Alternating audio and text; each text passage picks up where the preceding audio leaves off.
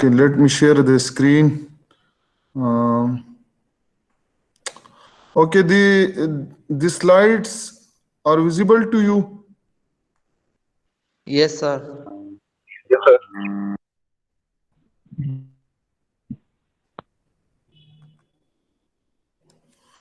Okay, let's start with our lecture number 1. So this is basically engineering drawing and graphic labs course. The contact hour of this course is 3 hour, means it is a 3 hour class, and for calculation of GPAs, it is a 1 credit hour course.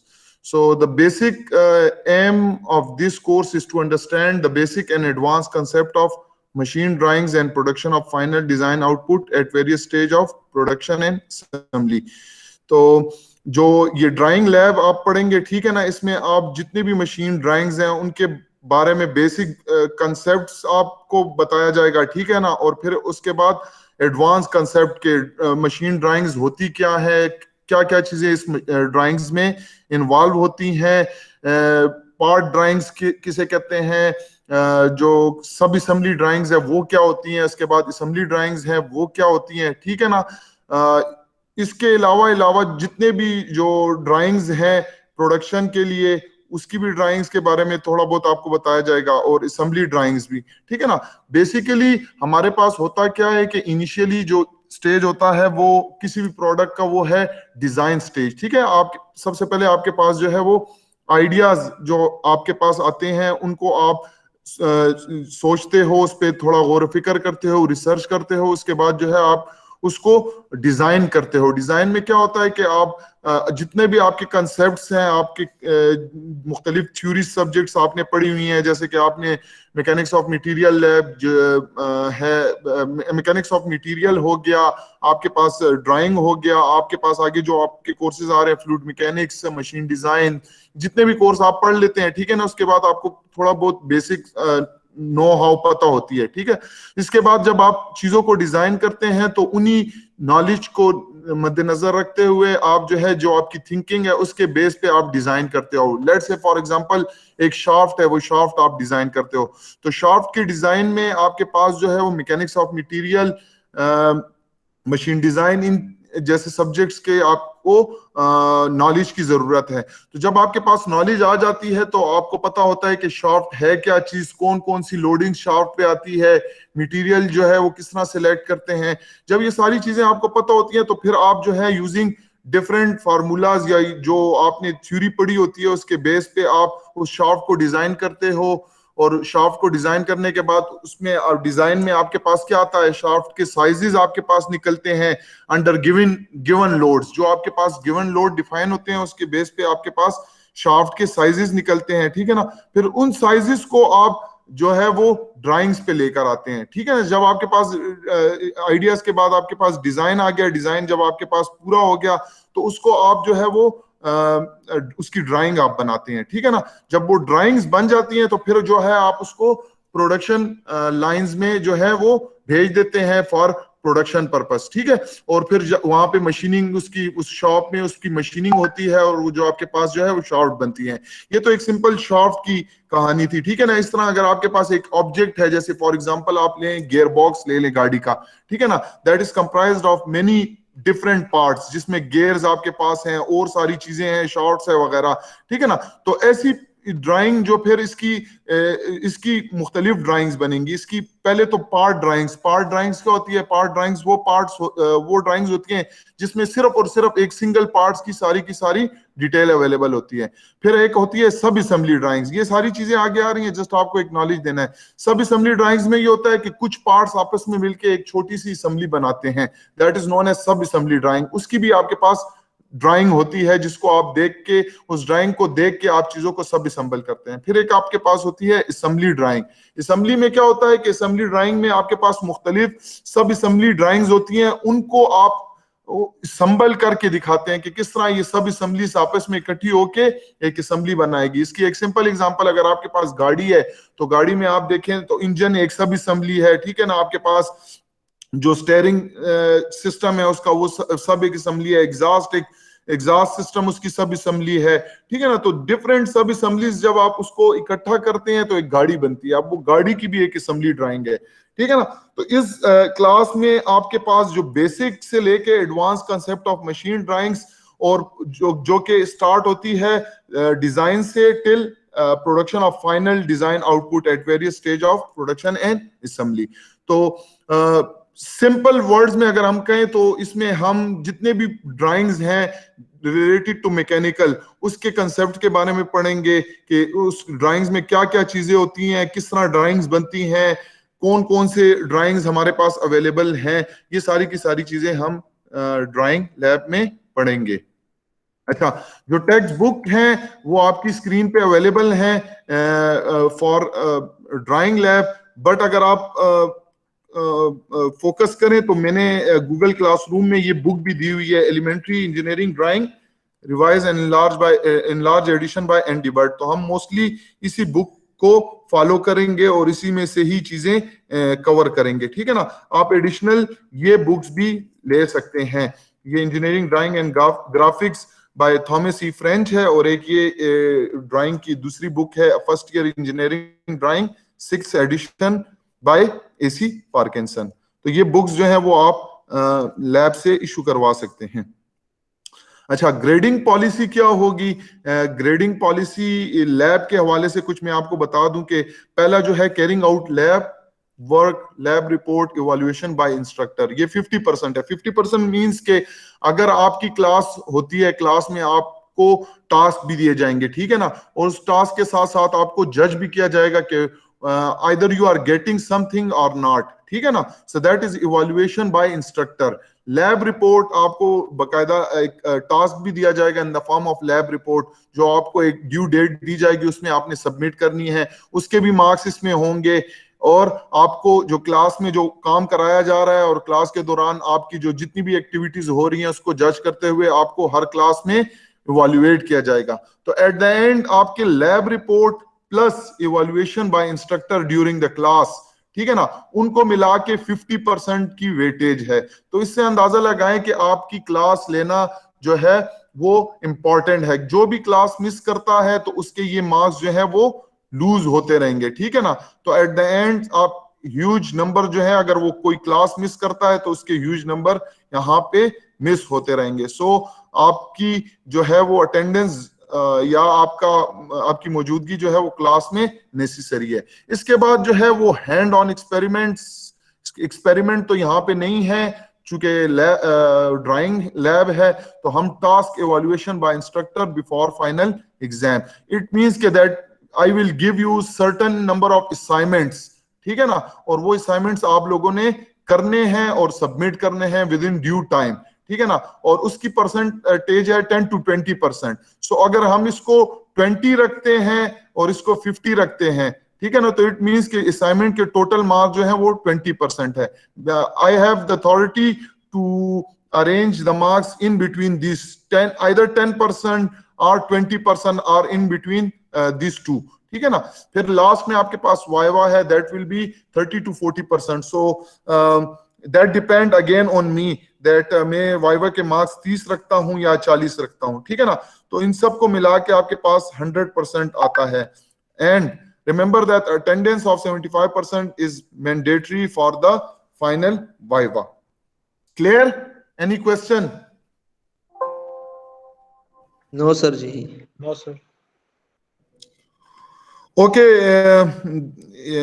wait a minute. Let me turn off the camera. Okay, before start of the class, let me share something with you that is important in the first class. So if the screen is visible, Google Classroom screen is visible to all of you? Yes, sir. Okay. Yes, so, sir. So in this is the Google Classroom.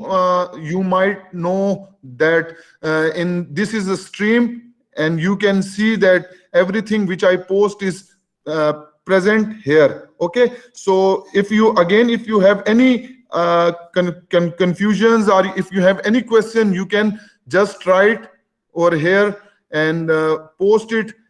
All of us will be able to watch this or see this, and we will respond you in about your queries in this stream. It's just like a Facebook page. You can write or you can post anything on that regarding your lab classes or regarding your subjects. Irrelevant, you cannot post the irrelevant things over here. Second thing is your classwork. In classwork, all the things will be available to you people. Academic calendar, you can, if you need any you need academic calendar, you can just download it from here. So by clicking, this is academic calendar of your whole year. The fall 2020 semester is over now, and we have started spring 2021. So this is all the schedule of your this spring 2021 semester. This is the weekly schedule: week 1, week 2, week 3, week 7, and midterm examination will be from May 24 to 28. Then you have week 8 and week 16. Your final exam will be on 26 July to 30 July, and the final lab exam will be, or Viva will be on 2nd August till 6th August. Important dates are also given in that course registration that is already started from March 29, and last date is 9th April. So for course registration means if you want to register any one course from the first semester, you feel that you haven't performed well in that course and you want to register for improvement, so you can register the course within that due deadlines. Course withdrawal, what is mean by course withdrawal? Date इसकी है 14 जून से 18 जून तक. Course withdrawal का मतलब ये है कि late से अगर किसी की इमरजेंसी आ जाती है या कोई लड़का जो है वो प्रिपेयर नहीं होता एग्जाम के लिए और वो नहीं चाहता कि मैं एग्जाम दूं, ठीक है ना, ताकि मेरे ग्रेड्स खराब ना आए, ठीक है ना, तो उसके लिए पॉसिबल जो है वो डेडलाइन है विड्रॉवल की 14 जून से 18 जून तक है. इसमें वो एप्लीकेशन दे सकता है कि मैं ये कोर्स विड्रॉ करना चाहता हूँ. विड्रॉ से ये होता है कि वो कोर्स विड्रॉ कर देता है, उसके ग्रेड्स पे W लिखा जाता है विड्रॉ, ठीक है ना, और वो सब्जेक्ट जो है वो उसकी GPA कैलकुलेशन में इन्वॉल्व नहीं होता. But I will not encourage you to go to withdraw the course, because फिर ये आपके जो है वो लोड जो है वो आपका बढ़ता रहता है. सो बेटर ये है कि आप अपनी जो है वो वक्त पे ही स्टडी करें और इन चीजों से आप दूर रहें. हाँ, अलबत्ता अगर आप कोई जेन्युइन रीजन है then you have to mention it in the application and you can apply for withdrawal, ठीक है. एंड देन यू हैव सेमेस्टर ब्रेक जो कि आगे 9 अगस्त से 20 अगस्त. तो that is an overview of what the academic calendar tells you about about your entire year. अच्छा, अगर एक चीज आप नोट यहां से नोट कर लें कि जब भी आप किसी डॉक्यूमेंट्स पे क्लिक करते हैं तो आप उसको डाउनलोड करना चाहते हैं, but there is no option available for download. So आपने क्या करना है, आपने इधर 3 डॉट्स पे जाना है जो मोर एक्शन कोने पे लिखा हुआ है, ठीक है ना, इसको क्लिक करें और इसको ओपन इन न्यू विंडो करें. जब आप इसको ओपन इन न्यू विंडो करेंगे so you can see there is option now available, download option. When you click that the file will be downloaded. Clear? So इस तरह आपने जितनी भी मटेरियल्स हैं गूगल क्लासरूम में उसको आप डाउनलोड कर सकते हैं और उसको आप एक्सेस कर सकते हैं.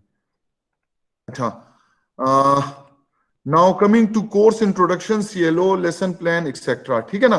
तो इसको थोड़ा आप समझें, ये जरूरी है आपके लिए. कोर्स कंटेंट क्या है, क्या क्या चीजें हैं, ठीक है ना, तो ये आप डाउनलोड भी कर सकते हैं.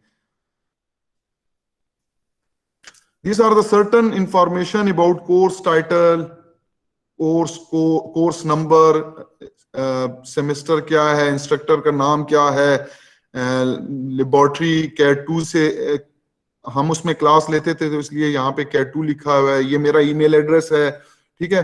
क्रेडिट आवर्स, कंटेक्ट आवर्स दिए हुए हैं.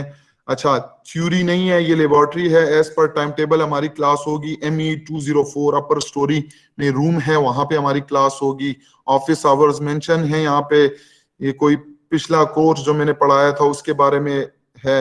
अच्छा, ये वही चीज है, थ्योरी दूसरा टीचर पढ़ाएगा, लैब मेरे पास है, ये वही चीजें हैं। ग्रेडिंग क्राइटेरिया के बारे में बताया गया है। अच्छा, बुक्स, रिकमेंडेड बुक्स हैं, टेक्स्ट उसके बारे में बताया गया है। ड्राइंग कोर्स डिस्क्रिप्शन क्या है, इसमें हम ड्राइंग, सबसे पहली जो क्लास है आज हमारी वो इंट्रोडक्शन टू ड्राइंग है, ठीक है। ड्राइंग इंस्ट्रूमेंट्स के बारे में है और कौन कौन सी लाइंस ड्राइंग में यूज होती है। फिर वेरियस स्केल्स अगली क्लासों में, practices of orthographic projection, missing line in orthographic projection, ये सारी की सारी चीजें आप थोड़ा देख लें। आपको जो ही आगे आप क्लासें लेते जाएंगे आपको इन टर्मिनोलॉजीज की समझ भी आती जाएगी, ठीक है ना। आपको कोर्स ऑब्जेक्टिव क्या है कि the objective of engineering drawing and graphic labs are to know the different type of engineering drawing and its uses and to familiarize the student with different engineering drawing and their reading as engineering language. Also have hand-on experience to various drawings, to know about various tool used engineering drawing and their usage. तो ये सारी की सारी चीजें जो है वो at the end of course you will be able to understand different type of engineering drawing. You will be able to draw drawings, that is part drawing, sub-assembly drawing and detailed drawings. And you will be also having hand-on practice to the various drawing, and you will be able to know various tools that are used in engineering drawing. Acha, course learning outcomes, CLOs. During this course you will be analyzed, you will be judged, you will be graded based on these CLOs, ठीक है ना। The first one is CLO1, that is apply ethical principle while working in laboratory and adopt necessary guideline for students health and safety, ठीक है ना। दूसरा CLO जो है वो analyze the experimental data and documents finding on experimental through writing reports. So in our case there is no experiments or readings, so we will just analyze it using the lab report that you will submit. So your CLO course learning objective will be covered using your technical reports, or you can say your lab report. The third CLO is to recognize engineering drawing and CAD as a language for communication. We will see how engineering drawing is a language for communication. So that will be discussed in the first slide of your today's lecture. The fourth CLO is practice and apply different features of engineering drawing for drafting purpose. Drafting means to draw drawings, ठीक है ना। सो किस तरह आप engineering drawings को draw करेंगे, क्या practice है और किस तरह आप डिफरेंट फीचर्स अप्लाई करते हैं फॉर प्रोडक्शन ऑफ ड्राइंग। सो ये आपके पास 4 CLOs हैं, ठीक है ना। और इन CLOs में जो चीजें आपको डिफाइन की गई हुई हैं इसी बेस पे जो है वो आपकी ग्रेडिंग होगी, ठीक है ना। ये फिर नीचे कॉग्निटिव डोमेन्स हैं, शायद आपको बताया गया हो। कॉग्निटिव जो है वो ज्यादातर थ्योरी में यूज होता है, नॉलेज के लिए, कंप्रिहेंशन के लिए, एप्लीकेशन, एनालिसिस, सिंथेसिस, इवैल्यूएशन। तो आप जितने भी पेपर्स देखते हैं उसमें आपको क्वेश्चन दिए होते हैं, उसके ऊपर लिखे होते हैं CLO1, CLO2, CLO3 किससे है, ये क्वेश्चन किसके बारे में है। तो अगर लेट से CLO3 है तो मींस के वो क्वेश्चन आपसे एप्लीकेशन के बारे में पूछ रहा है, ठीक है ना। मैं आता हूं लैब की तरफ। लैब में साइकोमोटर डोमेन्स यूज होते हैं जिसको P1, P2, P3, P4, P5, P6 और P7 से है डिस्क्राइब किया गया होता है। साइकोमोटर डोमेन्स एक्चुअली वो एक्शंस होते हैं जो कि आप अपने हैंड से परफॉर्म करते हैं, ठीक है। जिस तरह आप ड्राइंग को ड्राफ्ट करते हैं, आप ड्राइंग्स को, टूल्स को किस तरह यूज करते हैं वगैरह वगैरह। जिस तरह देखें आप इसमें P5 है तो परफॉर्म, ठीक है ना, एक्ट। तो इस तरह के आपको क्वेश्चंस में ये चीजें डिफाइन दी गई होंगी जो कि आपको साइकोमोटर्स डोमेन्स जो है बता रही होती हैं। फिर इफेक्टिव डोमेन्स हैं कि आप किस तरह रिसीव करते हैं, रिस्पॉन्ड करते हैं, ये सारी चीजें जो है वो इसमें, अगर लैब्स में तो ये चीजें नहीं है अभी इसमें आपके पास अगर आप देखें तो आपके पास इसमें 2 साइकोमोटर्स हैं, एक कॉग्निटिव है और एक इफेक्टिव डोमेन है। तो इन चीजों के बारे में आपको इस कोर्स में जज भी किया जाएगा और ग्रेडिंग इस बेस पे की जाएगी। अच्छा, यहाँ पे ये अगर आप देखें तो ये आपको थोड़ा ओवरव्यू नजर आ रहा है, लेकिन अगर आप इसको डाउनलोड करेंगे, लेट मी डाउनलोड इट। मेरे पास तो वैसे पड़ा हुआ है लेकिन मैं आपको सिर्फ दिखाने के लिए डाउनलोड कर रहा हूँ, ठीक है। तो ये आपके पास ये डाउनलोड हो जाता है। तो आप देखें तो इसमें ऑलरेडी ये ओपन भी था। ये आपके पास ये वीकली प्लान भी है, जिसमें अगर आप देखें तो वीक 1 में introduction to engineering drawing graphics and its type है। सेकंड लेक्चर में आपके को various tool use in engineering drawing and graphics है। थर्ड में जो है डायमेंशनिंग, फोर्थ में स्केल्स वगैरह वगैरह। तो ये पूरा का पूरा जो है वो पूरे सेमेस्टर का ब्रेकडाउन है कि आप इस वीक में किस वीक में क्या क्या चीजें जो पढ़ेंगे। So we will definitely follow this chart to cover this all course. Clear? Yes, sir. Okay, ये चीजें थोड़ी बतानी लाजमी थी, ठीक है ना, ताकि आपको थोड़ा नो हाउ हो इन चीजों के बारे में। बाकी ये भी वही चीज है, अगर आप देखें तो ये वही वीकली स्केड्यूल है, ये सेपरेट दिया हुआ है। और ये जो है वो अगर आप कंफ्यूज होते हैं, इसको भी आप डाउनलोड करें, ये ओवरराइट नजर नहीं आएगा। ये वही CLOs हैं और आपको ड्राइंग्स की जो रिकमेंडेड बुक है उसके बारे में दिया गया है। फिर वापस आते हैं क्लासरूम में। टाइम टेबल है, अगर आप टाइम टेबल को देखें, so you can download my time table as well. You can see I have a class of engineering drawing and graphic with section D from 9 to 12, ठीक है ना। फिर सेक्शन बी के साथ मंगल को है, सेक्शन ए के साथ बुध को है, और सेक्शन सी के साथ थर्सडे को है। टाइमिंग्स दी हुई है, तो आपके यहाँ पे आपके पास टाइम टेबल भी अवेलेबल है। फिर अच्छा, the most important thing is आपने ड्राइंग्स की बुक्स भी लेनी है। थ्योरी के लिए भी यही बुक यूज होती है। तो in case if you did not find, first of all you will find this book in your library, ठीक है ना। अगर आप किसी वजह से, जिस तरह के अभी आप लोग घरों पे हैं और आपको अप्रोच नहीं है यहाँ पे लाइब्रेरी की बुक्स में, तो I have uploaded the soft form of this book, so you can also download the book from this Google Classroom, ठीक। Yes, sir. अच्छा, इन फ्यूचर आप अपनी क्लास वर्क को चेक करते जाएं। यहाँ पे आपको असाइनमेंट्स भी दी जाएंगी, पोस्ट की जाएंगी, और यहीं पे आपने अपनी सारी असाइनमेंट्स भी सबमिट करनी है, ठीक है ना। तो by this I will finish this section of Google Classroom. Now I will switch toward the lecture. So let's start with our lecture. So starting with engineering drawing. Engineering drawing क्या है?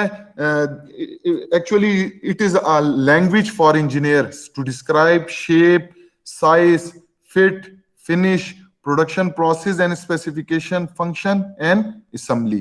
तो इस डेफिनेशन को आप एक आध दफा खुद भी पढ़ें। मैं आपको 1 by 1 एवरी पॉइंट्स पे समझाऊंगा कि किस तरह जो है ये एक लैंग्वेज है जो कि शेप को डिस्क्राइब करती है, साइज को, फिट को, फिनिश को, प्रोडक्शन प्रोसेस एंड स्पेसिफिकेशन को, फंक्शन को, असेंबली को, ठीक है ना। सो काइंडली एक दफा इसको आप रीड करें और फिर मैं जो है वो आपको डिटेल में समझाता हूं।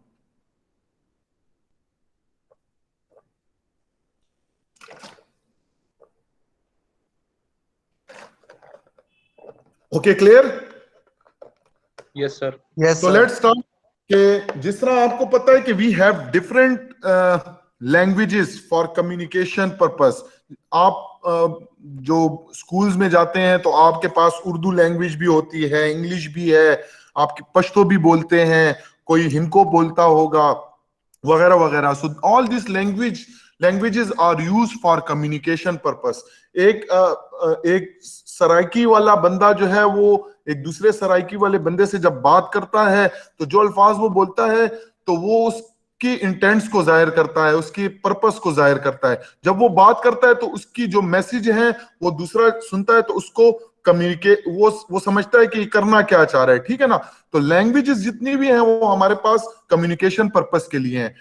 और फिर जब आप ये तो आम जस्ट सिंपल लैंग्वेजेस के बारे में है कि लैंग्वेज यूज होती हैं फॉर कम्युनिकेशन पर्पस, ठीक है ना। इसी तरह हमारे पास जो है, आपने अभी रिसेंटली एक लैब का कोर्स पढ़ा है कंप्यूटर प्रोग्रामिंग फॉर इंजीनियर्स, ठीक है ना। सो वो क्या है, वो भी एक लैंग्वेज है। वो लैंग्वेज किसके लिए है? वो लैंग्वेज है कंप्यूटर के लिए। आप कंप्यूटर से कुछ काम करवाना चाहते हैं या कोई टास्क कराना चाहते हैं, तो आप कंप्यूटर को ये नहीं कहते कि आप ये करो, ठीक है ना। आप उसको एक लैंग्वेज के थ्रू आप इंस्ट्रक्शन देते हो। सी प्लस प्लस आपने पढ़ा होगा थोड़ा बहुत, आपको अंदाजा होगा कि उसमें आप सेट ऑफ इंस्ट्रक्शन देते हैं इन द फॉर्म ऑफ कमांड्स, ठीक है ना। तो जब वो कमांड्स आप एग्जीक्यूट करते हैं तो कंप्यूटर आपके इंटेंट्स को या आपकी लैंग्वेज जो आप उसको बताना चाह रहे हैं वो उस लैंग्वेज के थ्रू समझता है और वो फंक्शन परफॉर्म करता है। तो हमारे पास जो है डिफरेंट लैंग्वेजेस हैं फॉर कम्युनिकेशन पर्पस। इसी तरह इंजीनियरिंग स्टूडेंट्स के लिए एक लैंग्वेज और भी है फॉर कम्युनिकेटिंग इट्स मैसेज, और for communication purpose they can also use drawing, engineering drawing. तो ड्राइंग जो है वो भी इंजीनियर्स के लिए एक लैंग्वेज है जो कि किसी भी शेप को डिफाइन करती है, साइज को डिफाइन करती है, फिट को डिफाइन करती है, finish, production process, specification, function and assembly. So let me start with first thing, that is shape, size, fit and finish, ठीक है ना। तो मुझे इसको इरेज करने दें ताकि मैं आपको थोड़ा इसके बारे में डिटेल से बताऊं।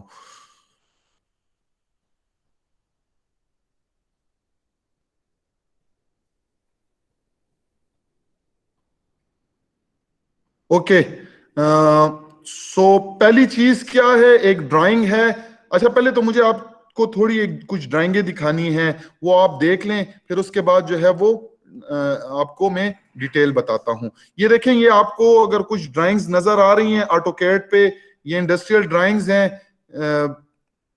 ये भी एक ड्राइंग है। इसमें अगर आप देखें तो ये ड्राइंग जो है वो हमें ये चूंकि ऑटोकैड पे बनी हुई है, आप लोग मैनुअली करेंगे, लेकिन बहरहाल बेसिक एम यही है कि आपको बताया जाए कि ड्राइंग आपको क्या क्या इंफॉर्मेशन देती है। सबसे पहले तो ये ड्राइंग इंफॉर्मेशन देती है अबाउट शेप, कि शेप क्या है। अगर आप देखें तो इधर आपको एक सिलेंड्रिकल टाइप चीज नजर आ रही है, यहाँ पे आपको सर्कल नजर आ रहा है, ठीक है ना। यहाँ पे भी आपको शेप डिफाइन हो रही है कि क्या क्या शेप है, ठीक है ना। फिर इसी तरह शेप के बाद आपके पास जो ड्राइंग आपको बताता है वो आपको साइजेस के बारे में बताता है कि साइज क्या है। जिस तरह के आपके पास यहाँ पे देखे तो ये आपको बता रहा है कि डाया, ये निशान डाया के लिए 450। तो ये आपको इससे भी जाहिर होता है कि ये एक सिलेंड्रिकल ऑब्जेक्ट है और इसका डाया जो है 450 है। इसकी थिकनेस आपको दिखाई गई है कि ये देखिए, ये थिकनेस है 10, ठीक है ना। और इसकी हाइट क्या है इस सिलेंड्रिकल की, ये है 180, ठीक है ना। तो आपको जो ड्राइंग में कहा गया है कि ड्राइंग जो है वो एक लैंग्वेज है for engineer that is used to describe shape. तो शेप, ड्राइंग जो है वो आपको शेप डिस्क्राइब करती है। शेप डिस्क्राइब करने के बाद once you have identified the shape, then it is used to describe the size, that what are the sizes of that shape, ठीक है ना। तो शेप आपके पास डिफाइन हो जाता है। फिर इसके बाद इसमें एक टर्मिनोलॉजी आती है फिट। तो फिट को समझते हैं, उसके बाद जो है वो फिर आगे फर्दर जाते हैं। सो एक्चुअली फिट क्या है? फिट हम डिफाइन करते हैं, फिट को हम डिफाइन करते हैं, it is a term that is used to define the maximum possible tightness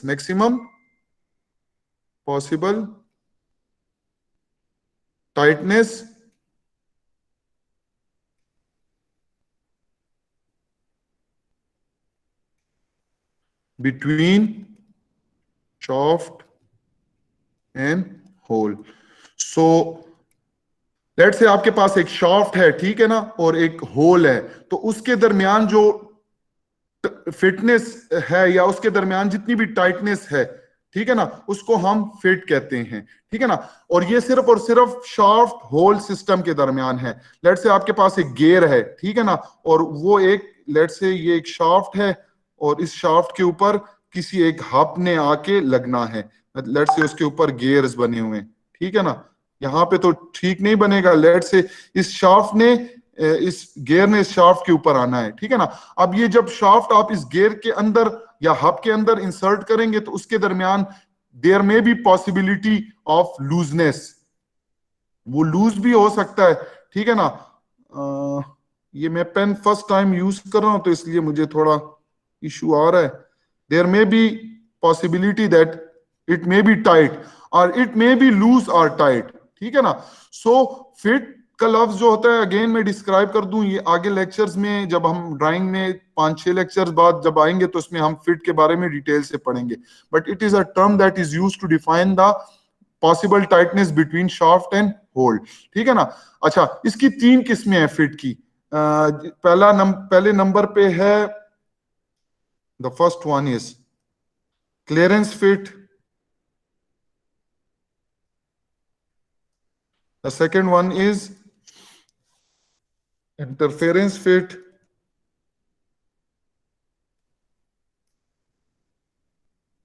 and the third one is transition fit.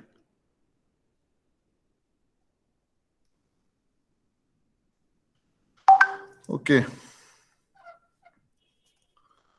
अच्छा, हम आते हैं नंबर 1 पे, क्लियरेंस फिट पे। अच्छा, क्लियरेंस फिट में क्या होता है कि लेट से ये आपके पास एक शाफ्ट है, ठीक है, और इसका डाया है, लेट से फॉर एग्जांपल इसका डाया है स्मॉल डी, और ये आपके पास एक गियर है, लेट से ये आपके पास एक हब है, और उसके ऊपर या एक लेट से एक पुली है, आप कहें पुली है या जो भी है, और इसका डाया लेट से ये कैपिटल डी है, और इस पुली ने इस शाफ्ट के अंदर आना है, मतलब फिट होना है, ठीक है ना। तो नंबर 1 पे क्लियरेंस फिट। क्लियरेंस फिट क्या है कि जब आपके पास ये हब है या ये पुली है या ये गियर है, इसका ये डाया डी ये इनलार्ज हो शाफ्ट के डाये से।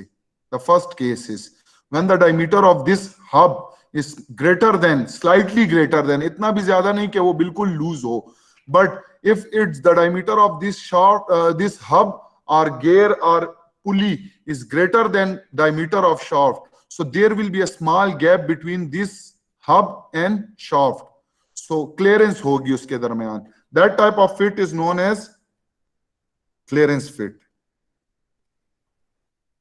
इतना भी मतलब लेट से जिस तरह हम कहते हैं कि अगर इस डायमीटर, इसका डायमीटर है 2.001 इंच, ठीक है ना, और इस शाफ्ट का डायमीटर है 2.00 इंच, ठीक है ना, तो इसके दरमियान डिफरेंस क्या हुआ, डी 0.001 हाँ 0 0.001, 0.001 हाँ तो डी माइनस, फिर मैंने गलती कर दी, एक minute, capital D minus small D will be 0.001 inch. Now this 0.001 inch is a minimum value, ठीक है ना, एक छोटी सी गैप होगी जो शायद आपको विजिबल भी ना हो, ठीक है ना, but there is a gap between these two, so this type of fit is known as clearance fit. The second scenario is that when this diameter of shaft is slightly greater than the diameter of hub. Same case if if shaft is 2.001 inch now and diameter of hub is 2.00 inch. So what will be the difference? Again, d minus d will be equal to now minus 0.001 inch. Clear?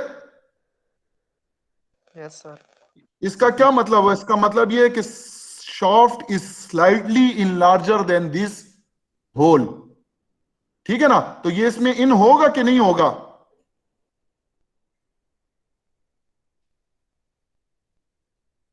बताएं होगा ना sir बच्चे। फिर होगा होगा लेकिन ये tight होगा, ठीक है ना। सो इसको आपने फोर्स, या तो जोर लगा के आप इसको इन करेंगे, या तो किसी हथौड़े से आप इसको मारेंगे, इसको आप फोर्स करेंगे कि ये इसमें इन हो, क्योंकि ये यहां पे टाइटनेस ज्यादा है, ठीक है ना। तो इस टाइप ऑफ फिट को हम कहते हैं इंटरफेरेंस फिट, फिक्स ठीक है। अच्छा, now the third one is transition fit.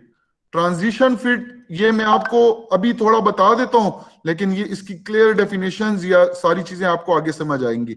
Some time जब आप फार्मूलाज, इसमें काफी फार्मूलेज इन्वॉल्व हैं जो कि आपको उस लेक्चर ही में समझ आएगी, ठीक है ना। जस्ट मैं आपको बता देता हूं कि ट्रांजिशन फिट क्या है। ट्रांजिशन का मतलब ये है कि टू चेंज द स्टेट, ठीक है ना। तो जब हम कैलकुलेशंस करते हैं तो कैलकुलेशंस की बिना पे हमें पता चलता है कि इनमें फिट कौन सा है, क्लियरेंस फिट है, इंटरफेरेंस फिट है या ट्रांजिशन फिट है। तो जब हम कैलकुलेशन करते हैं तो उस कैलकुलेशन से हमें अगर आ जाता है वो ये क्लियरेंस, ये डिफरेंस, ये अगर पॉजिटिव आ जाए तो हम कहते हैं कि ये क्लियरेंस फिट है। अगर ये डिफरेंस जो है वो नेगेटिव आ जाए तो हम कहते हैं ये इंटरफेरेंस फिट है। अब ट्रांजिशन फिट में ये होता है कि ट्रांजिशन फिट में या तो वो क्लियरेंस भी हो सकता है और वो इंटरफेरेंस भी हो सकता है, ठीक है ना। इसकी दो वैल्यूज आती हैं, एक होता है हमारे पास मैक्सिमम क्लियरेंस, मैं इस पे डिटेल पे नहीं जाऊंगा अभी, और एक है हमारे पास मिनिमम क्लियरेंस। तो हम क्या करते हैं, हम मैक्सिमम क्लियरेंस भी निकालते हैं और मिनिमम क्लियरेंस भी निकालते हैं, ठीक है ना। तो इसकी एक वैल्यू जो होती है वो पॉजिटिव आती है और एक वैल्यू नेगेटिव आती है। तो हम कहते हैं कि ये टाइप ऑफ फिट जो है वो ट्रांजिशन की है। अच्छा, चलें इधर आ गया तो मैं आपको बता दूं, ये मैक्सिमम क्लियरेंस और मिनिमम क्लियरेंस ये हमने हर टाइप ऑफ फिट के लिए निकालना होता है। तो अगर आपके पास मैक्सिमम क्लियरेंस और मिनिमम क्लियरेंस दोनों की वैल्यू पॉजिटिव आती है तो हम कहते हैं कि ये जो है वो क्लियरेंस फिट है, ठीक है ना। और जब आप किसी भी शाफ्ट होल सिस्टम के लिए मैक्सिमम क्लियरेंस और मिनिमम क्लियरेंस निकालते हैं और दोनों की वैल्यू नेगेटिव आती है, ठीक है ना, तो हम कहते हैं कि ये जो है वो इंटरफेरेंस फिट की टाइप है। और अगर आपको शाफ्ट और होल सिस्टम दिया गया है और उसकी डायमेंशंस दी गई हैं और उसके लिए आप मैक्सिमम क्लियरेंस और मिनिमम क्लियरेंस निकालते हैं और आपके पास एक क्लियरेंस पॉजिटिव आती है और दूसरी क्लियरेंस नेगेटिव आती है, तो आप कहते हो कि ये ट्रांजिशन फिट है। ये क्योंकि ट्रांजिशन चेंज कर रहा है, कभी ये क्लियरेंस होता है, कभी इंटरफेरेंस होता है। So that type of fit is known as transition fit, ठीक है ना। So now we will back to the fit. तो मैं आपको फिर डिफाइन कर देता हूं कि engineering drawing is a language that is used to define shape, size, ठीक है ना, उसके बाद फिट। अगर कोई भी ऐसी पार्ट्स हैं जो कि आपस में ज्वाइन हो रहे हैं, ठीक है ना, तो उसके दरमियान जो है वो ड्राइंग में फिट भी डिफाइन होता है कि इसमें क्लियरेंस क्या है, इसकी फिट कौन सी रखनी है, इसमें टाइटनेस कितनी रखनी है, सारी की सारी जो है वो डिजाइन इंजीनियर डिजाइन करता है और फिर जो है वो ड्राइंग्स में डिफाइन करता है कि यहाँ पे फिट कितनी रखनी है, क्लियरेंस कौन सी टाइप ऑफ फिट रखनी है, क्लियरेंस रखनी है, इंटरफेरेंस रखनी है, ट्रांजिशन रखनी है, ठीक है ना। इसके बाद जो है वो एक इंजीनियरिंग ड्राइंग आपको फिनिश के बारे में भी बताता है। फिनिश से मुराद उसकी सरफेस कितनी फिनिश है, ठीक है ना, या कोई भी प्रोडक्ट जो है वो फाइनल कितना फिनिश है। जाहिर है जब भी आप चीजें प्रोडक्ट खरीदते हो, लेट से आप मार्केट में जाते हो और आप दो टेबल्स, आपने टेबल खरीदनी है और आपको जो है दुकानदार जो है या शॉप वाला जो है वो आपको मुख्तलिफ वैरायटीज के टेबल दिखाता है, ठीक है ना। तो आप सबसे पहले उसकी शेप्स को देखते हो, फिर उसके साइजेस को भी देखते हो और फिर उसकी फिनिशिंग देखते हो कि कितनी फिनिशिंग है, ठीक है ना।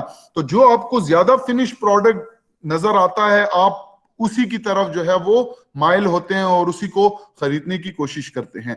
नाउ फिनिश जो है वो किसी प्रोडक्ट के लिए इंतहाई अहम है, ठीक है ना, और वो भी उसकी डिटेल भी जो है वो ड्राइंग्स में दी जाती है ताकि जो मैन्युफैक्चरर है या जो शॉप में जो बंदा है जो उसको प्रोड्यूस कर रहा है, ठीक है ना, तो वो उसी मिकदार से उसकी फिनिशिंग बरकरार रखे, ठीक है ना। Let me share the simple drawings जिसमें मैं आपको फिनिश के हवाले से उसके थोड़े सिंबल्स बता दूं कि किस तरह आपको पता चलेगा कि ड्राइंग में फिनिशिंग। इधर एक ड्राइंग थी, मैं उसको ढूंढ रहा हूं, मैं आपको दिखाता हूं, एक मिनट। सीमेंट, अच्छा ये भी नहीं है।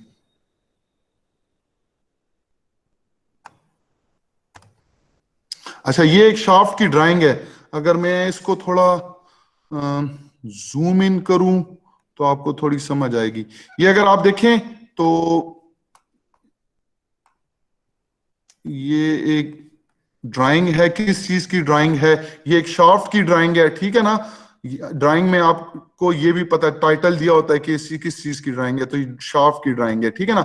और फिर जो है वो आप शाफ्ट पे आए तो मैं आपको जो बताना चाह रहा था फिनिश के बारे में, तो ये आपको देखें, ये सिंबल्स जो है ना, ये delta, delta 4, delta 6, delta 5, delta 4, ये जो साइंस है ये फिनिश के हवाले से हैं। डेल्टा 4 फिर है, ये 4 है, ये 6 है, 4, ठीक है ना। तो ये डेल्टा 4 से मुराद जो मशीनिस्ट है वो उसको डिफाइन होता है कि आपने इस लेवल की फिनिशिंग यहाँ पे अचीव करनी है, ठीक है ना।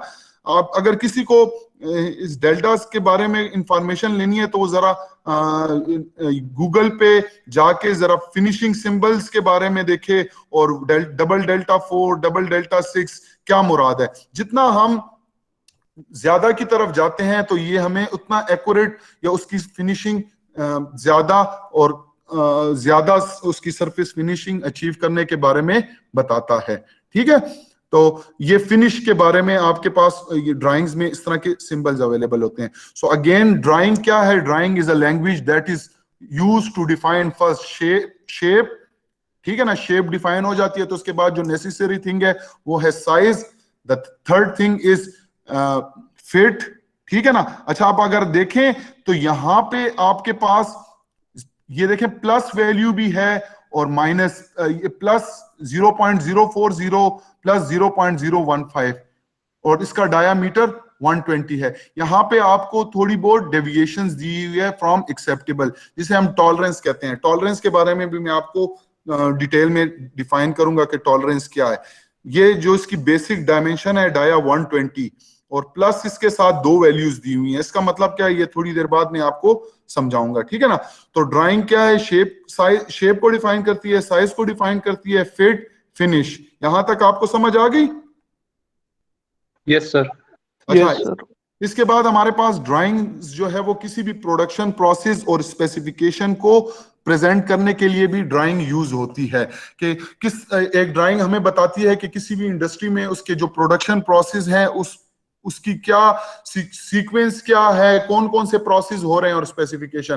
कहने का मकसद ये है कि लेट से अगर आपको मैं किसी एक इंडस्ट्री के बारे में डिटेल देना चाहूं, लेट से आपकी मेरी एक इंडस्ट्री है, ठीक है, एक सीमेंट की इंडस्ट्री है, और मैं आपको उसके सारे प्रोडक्शन प्रोसेस के बारे में बताऊं और उसकी स्पेसिफिकेशन के बारे में बताऊं, तो एक तरीका तो ये है कि मैं आपको सीमेंट इंडस्ट्री का विजिट कराऊं और वहां पे ले जाऊं और सीक्वेंस से मैं आपको सारे ऑपरेशन बताऊं। The second thing is that I have drying of production process and specification, कि मैं विदाउट आपको अपनी इंडस्ट्री विजिट कराए उसी ड्राइंग से आपको अपने सारे प्रोडक्शन प्रोसेस और जितनी भी स्पेसिफिकेशंस आ रही हैं वो समझाऊं। तो ऐसी ड्राइंग्स को हम कहते हैं production process and specification drawings. मैं आपको थोड़ी एक एग्जांपल गूगल से दिखा देता हूं। Production processes and specification drawings।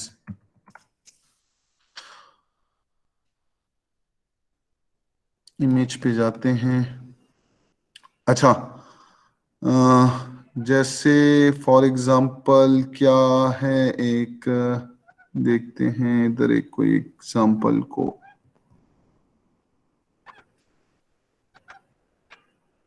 Industry के बारे में बात।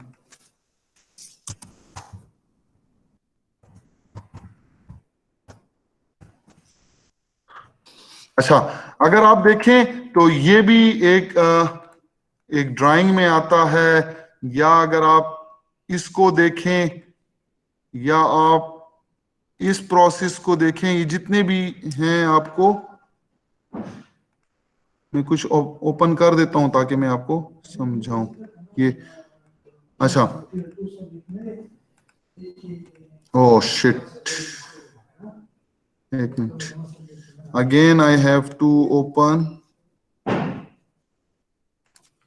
Google production processes.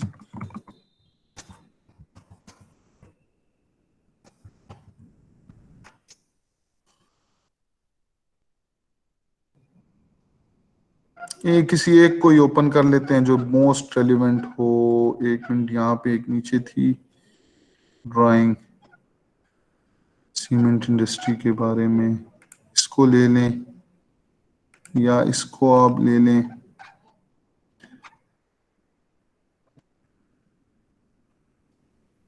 इसको ले लें, थोड़ा बड़ा कर दें, इसको भी बड़ा कर दें, इसको भी बड़ा कर दें। अच्छा सॉरी, इसको भी बड़ा कर दें। ये क्यों ये ओपन हो रहा है?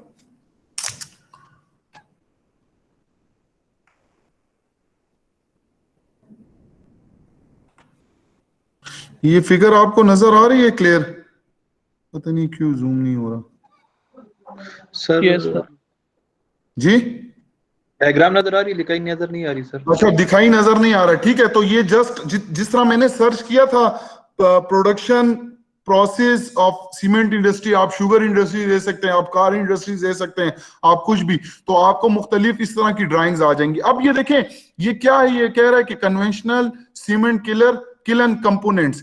ये आपको बता रहे हैं यहाँ पे फिल्टर फैन है, यहाँ से ये मटेरियल जाता है, यहाँ पे रॉ मील साइलोज हैं, ठीक है ना। तो ये एक सीमेंट इंडस्ट्री वाला जो है वो आपको ये ड्राइंग समझा सकता है कि जो भी प्रोसेस हो रहा है यहाँ पे, वो सारी की सारी ड्राइंग्स के थ्रू आपको बता सकता है कि क्या कौन कौन से प्रोडक्शन प्रोसेस हो रहे हैं, और यहाँ पे स्पेसिफिकेशन क्या है, टेम्परेचर क्या है, प्रेशर क्या है, ये सारी की सारी जो है वो आपको इसी तरह की ड्राइंग्स होती हैं आपके पास प्रोडक्शन प्रोसेस। ये देखें, ये आपको सीमेंट इंडस्ट्री का एक जनरल ओवरव्यू बता रहे हैं। यहाँ से रॉ मटेरियल आता है, आपने सीमेंट इंडस्ट्री की विजिट नहीं की होगी, ठीक है ना। तो यहाँ रॉ मटेरियल में मुख्तलिफ मटेरियल्स हैं, वो यहाँ से जुदा होते हैं, और फिर जो है वो इसी तरह इन मुख्तलिफ प्रोसेस से गुजरते हुए आखिर में हमारे पास जो है वो यहाँ पे सीमेंट्स बनते हैं। तो कहने का सिंपल मतलब ये है कि हमारे पास जो है वो ऐसी ड्राइंग्स भी हैं जो कि किसी भी इंडस्ट्री की प्रोडक्शन प्रोसेसेस को भी डिफाइन करती हैं। समझ आ रही है आपको मेरी बात का? Yes sir. Yes sir, yes sir. ठीक है ना। तो ये नहीं कि सिर्फ हमारे पास मशीन ड्राइंग्स हैं या पार्ट्स की ड्राइंग है, we can also have production processes drawings as well, ठीक है। तो जो कि आपको विदाउट विजिटिंग द इंडस्ट्री, वो ड्राइंग्स जो है वो आपको बताती है कि यहाँ पे ये वाला प्रोसेस हो रहा है, और इस प्रोसेस के बाद ये नेक्स्ट इस प्रोसेस पे जा रहा है, इस इक्विपमेंट पे जा रहा है, यहाँ पे टेम्परेचर ये है, प्रेशर वगैरह वगैरह, ठीक है ना। तो फिर ड्राइंग जो है वो किसी भी ऑब्जेक्ट की फंक्शन को भी डिफाइन करता है। जैसे कि आप अगर आपके पास शाफ्ट की ड्राइंग है, तो शाफ्ट का तो आपको पता है कि शाफ्ट का क्या काम है। शाफ्ट एक रोटेटिंग एलिमेंट है मशीन का, जो कि पावर ट्रांसमिट करने के लिए ये है, तो ये एक रोटेटिंग एलिमेंट, ठीक है ना, और ये पावर ट्रांसमिशन के लिए यूज होता है। इसी तरह अगर आपके पास पुली की ड्राइंग्स है, या इसी तरह आपके पास किसी भी एक चीज की ड्राइंग है, तो वो ड्राइंग उस पार्ट को देखते हुए आप जो है वो बता सकते हैं कि इसका फंक्शन क्या है, ठीक है।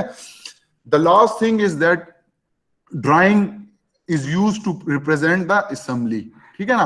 अब आपके पास देखें, जिस तरह मैंने आपको एक सिंपल में आपको एग्जांपल दूं, let me turn on the camera. एक आपको मैं एग्जांपल दूं इस बोतल की, इस पानी के बोतल की, ठीक है ना। तो इसमें अगर आप देखें तो इसमें कितने कंपोनेंट्स हैं? एक ये बोतल है और एक ये ढकना है, दो कंपोनेंट्स हैं, ठीक है ना। तो ये एक सिंगल पार्ट है और ये भी एक सिंगल पार्ट है। इसकी जो ड्राइंग है वो अलग एक ड्राइंग होगी, और इसकी भी जो ड्राइंग होगी वो एक अलग ड्राइंग होगी। लेकिन इसकी एक ऐसी ड्राइंग जिसमें इन दोनों को कंबाइन करके दिखाया गया होगा, वो इसकी होगी असेंबली ड्राइंग। और असेंबली ड्राइंग क्या होती है? असेंबली ड्राइंग वो ड्राइंग्स होती हैं जिसमें दिखाया गया होता है कि कौन कौन से पार्ट्स आपस में मिलते हैं, उनके दरमियान फिट क्या है, और किस तरह वो ज्वाइन होंगे, ठीक है ना। तो मैं अगेन आपको थोड़ी असेंबली ड्राइंग्स दिखा देता हूं। एक assembly drawings of A car for example. तो अब अगर ये देखें तो ये इस कार की एक, इधर देख लें, ये इसको देख लें, ये भी एक असेंबली ड्राइंग है, ये भी एक असेंबली ड्राइंग है, ठीक है ना। अच्छा, जरूरी नहीं है सिर्फ कार हो, किसी भी चीज की एक असेंबली हो, जैसे ये देखें, ये भी एक डिफाइन किया गया होगा, ये इंजन असेंबली है, किसी ने जस्ट बनाई है। ये भी देखें एक असेंबली है। इसी तरह आप अगर आप देखें तो ये एक देखें, इसकी इस एग्जांपल को देख लें। ये आपके जो है वो अभी इस थर्मोडायनेमिक्स में आप पढ़ेंगे, क्रैंकशाफ्ट है और पिस्टन है, सिलेंडर्स है, उसकी असेंबली है। इसके अलावा जो है ये अगर आप देखें मुख्तलिफ ये कार्स की एक सब असेंबलीज बताई हुई हैं। ये एक सिंपल ड्राइंग्स हैं, ठीक है ना।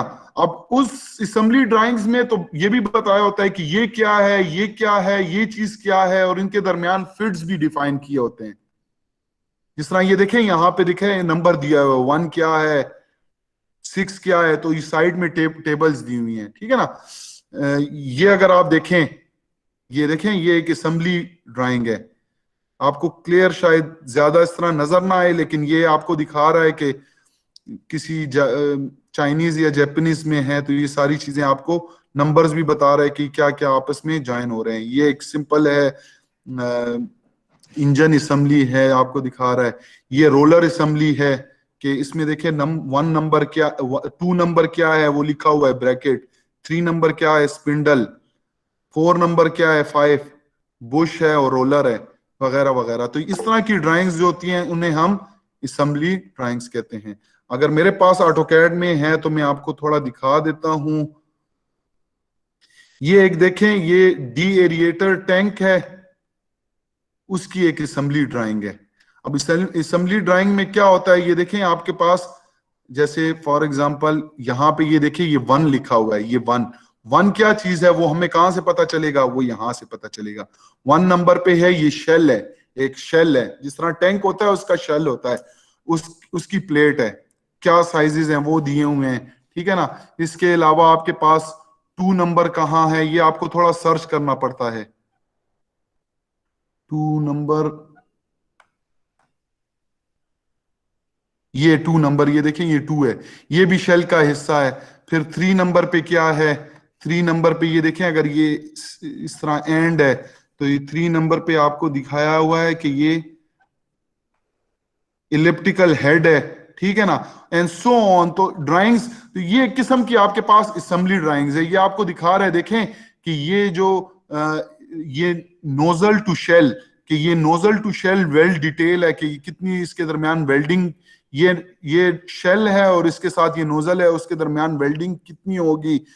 ये सारी की सारी चीजें जो हैं वो रफ्ता रफ्ता आपको समझ आएगी। ये तो चूंकि इनिशियल पहली क्लास है, ठीक है ना, तो आपको जस्ट समझाने के लिए। तो मैं इसको कंक्लूड करता हूं, रिमार्क्स देता हूं कि ड्राइंग है क्या चीज। सो इंजीनियरिंग ड्राइंग एक लैंग्वेज है जो कि किसी भी ऑब्जेक्ट की शेप को डिफाइन करती है, साइज को डिफाइन करती है, फिट डिफाइन करती है, finish, production process and specification, उसकी फंक्शन को, असेंबली, इन सब चीजों को ड्राइंग करती है। और ये ड्राइंग इस तरह नहीं है कि किस तरह ये एक लैंग्वेज है, मैं इस पे थोड़ी बात कर लेते हैं। जिस तरह आप किसी को लेटर लिखते हो या आप को क्वेश्चन पेपर दिया जाता है, उसमें आपसे क्वेश्चन पूछा जाता है, आप उसका आंसर लिख कर देते हो, तो जब आप नहीं होते और वो टीचर पेपर चेक कर रहा होता है तो वो क्या, जब पेपर चेक करता है तो जो आपने लिखा होता है उसी को मद्देनजर रखते हुए वो आपकी मार्किंग करता है, ठीक है ना। इसी तरह ड्राइंग जो है वो भी इंजीनियर्स के लिए एक लैंग्वेज है जो कि एक इंजीनियर्स को आनी चाहिए, ठीक है ना।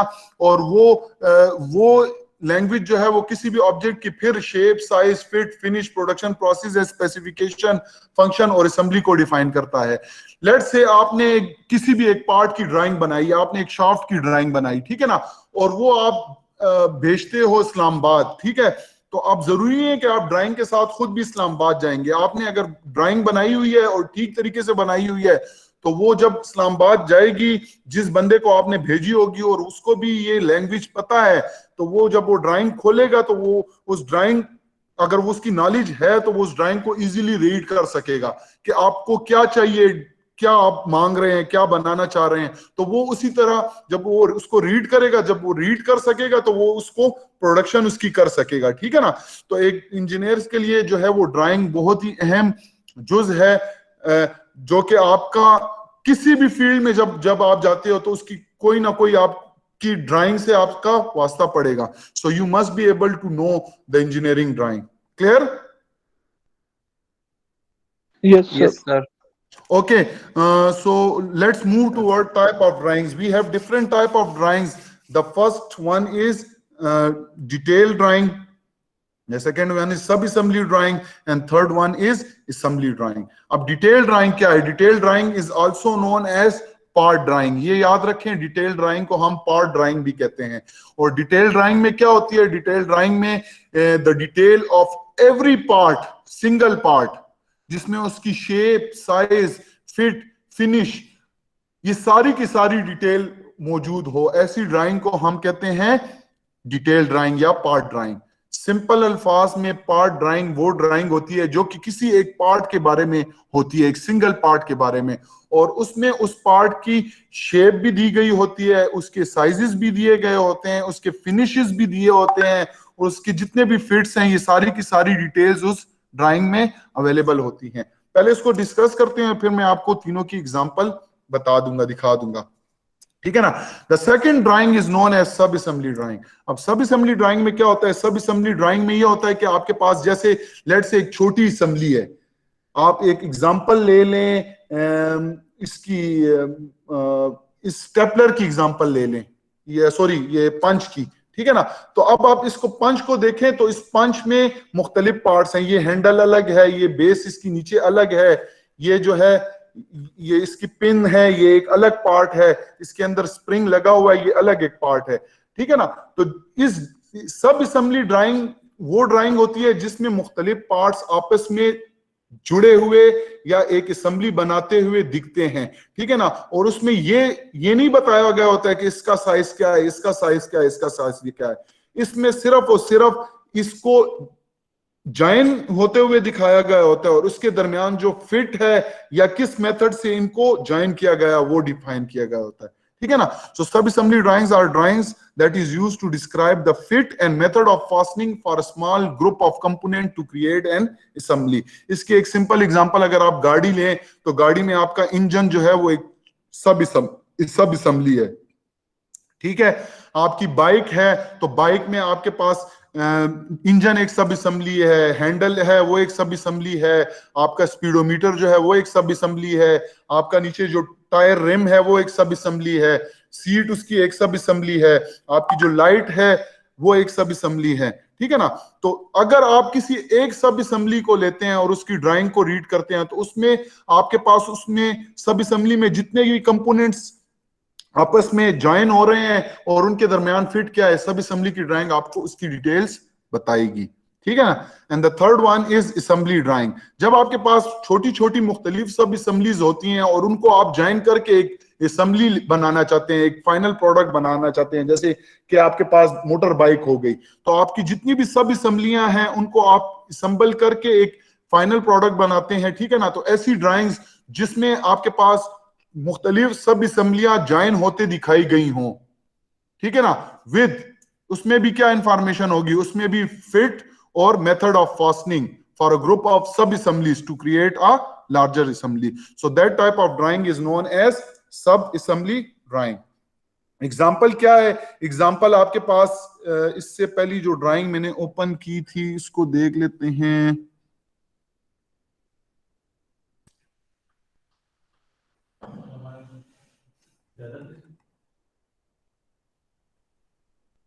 अच्छा,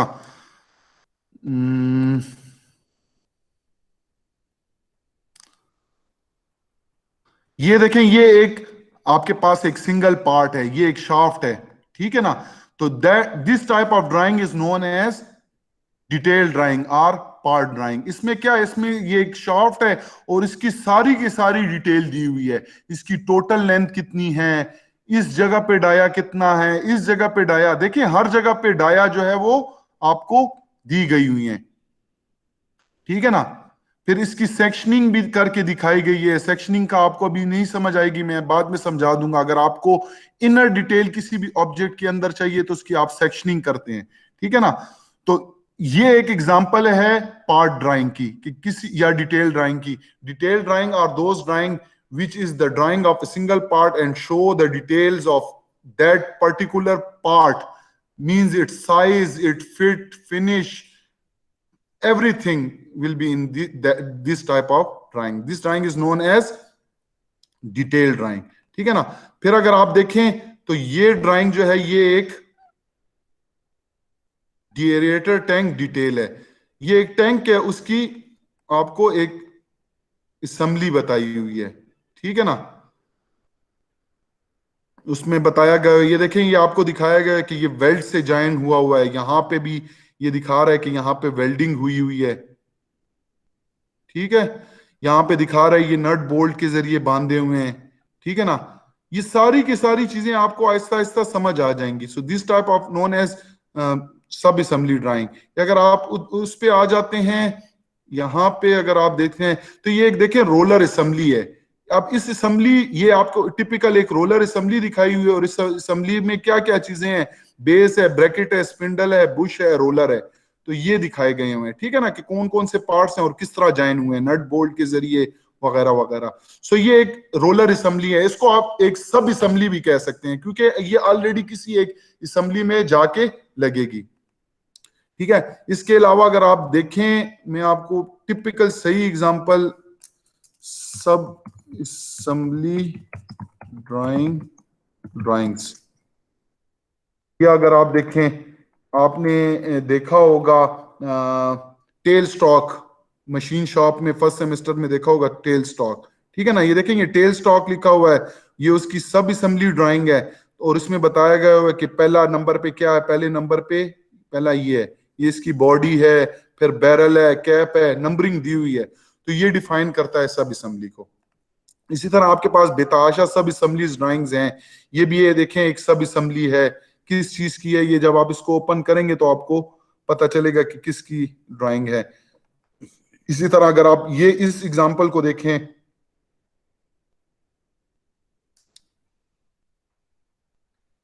ये हाइड्रोलिक मोटर सब असेंबली ड्राइंग्स हैं. देखें ड्राइव मोटर असेंबली है. तो इसमें ये आपके पास ये दिए हुए हैं. ठीक है ना. 1, ये इन पार्ट्स के नाम भी दिए हुए हैं और यहाँ पे क्वांटिटी. तो ये इस तरह की ड्राइंग्स होती हैं, सब असेंबली ड्राइंग्स हैं. अब थोड़ी एग्जांपल देख लेते हैं असेंबली ड्राइंग्स पे.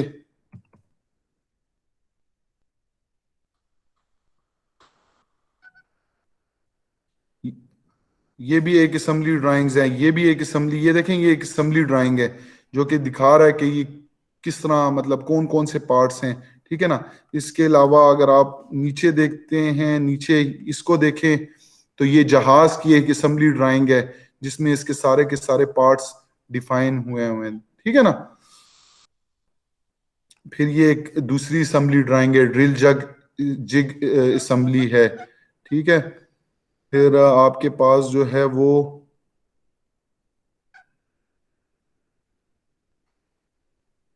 ये भी एक असेंबली है. अच्छा, आपको जिस असेंबली की ड्राइंग चाहिए हो, जैसे फॉर एग्जांपल सीविंग मशीन है. अच्छा, यहाँ पे एक बात याद रखें, जो कि इस यहाँ पे आपको एक्यूरेटली वो ड्राइंग्स नहीं मिलेंगी, क्योंकि वो अगर उस तरह की ड्राइंग्स आपको इंटरनेट पे अवेलेबल हो, उसकी डिजाइन हुई हो, तो वो हर एक बंदा चुरा के उसकी प्रोडक्शन कर सकता है. इसलिए फॉर सेफ्टी पर्पस जो है, या फॉर के वो कॉपीराइट्स रखते हैं, वो आप उसको कॉपी ना करें. ठीक है ना. तो वो उनकी डायमेंशन और ये चीजें इस तरह इस ऐसी ड्राइंग्स में दिखाई नहीं गई होती. जैसे ये देखें. ठीक है ना.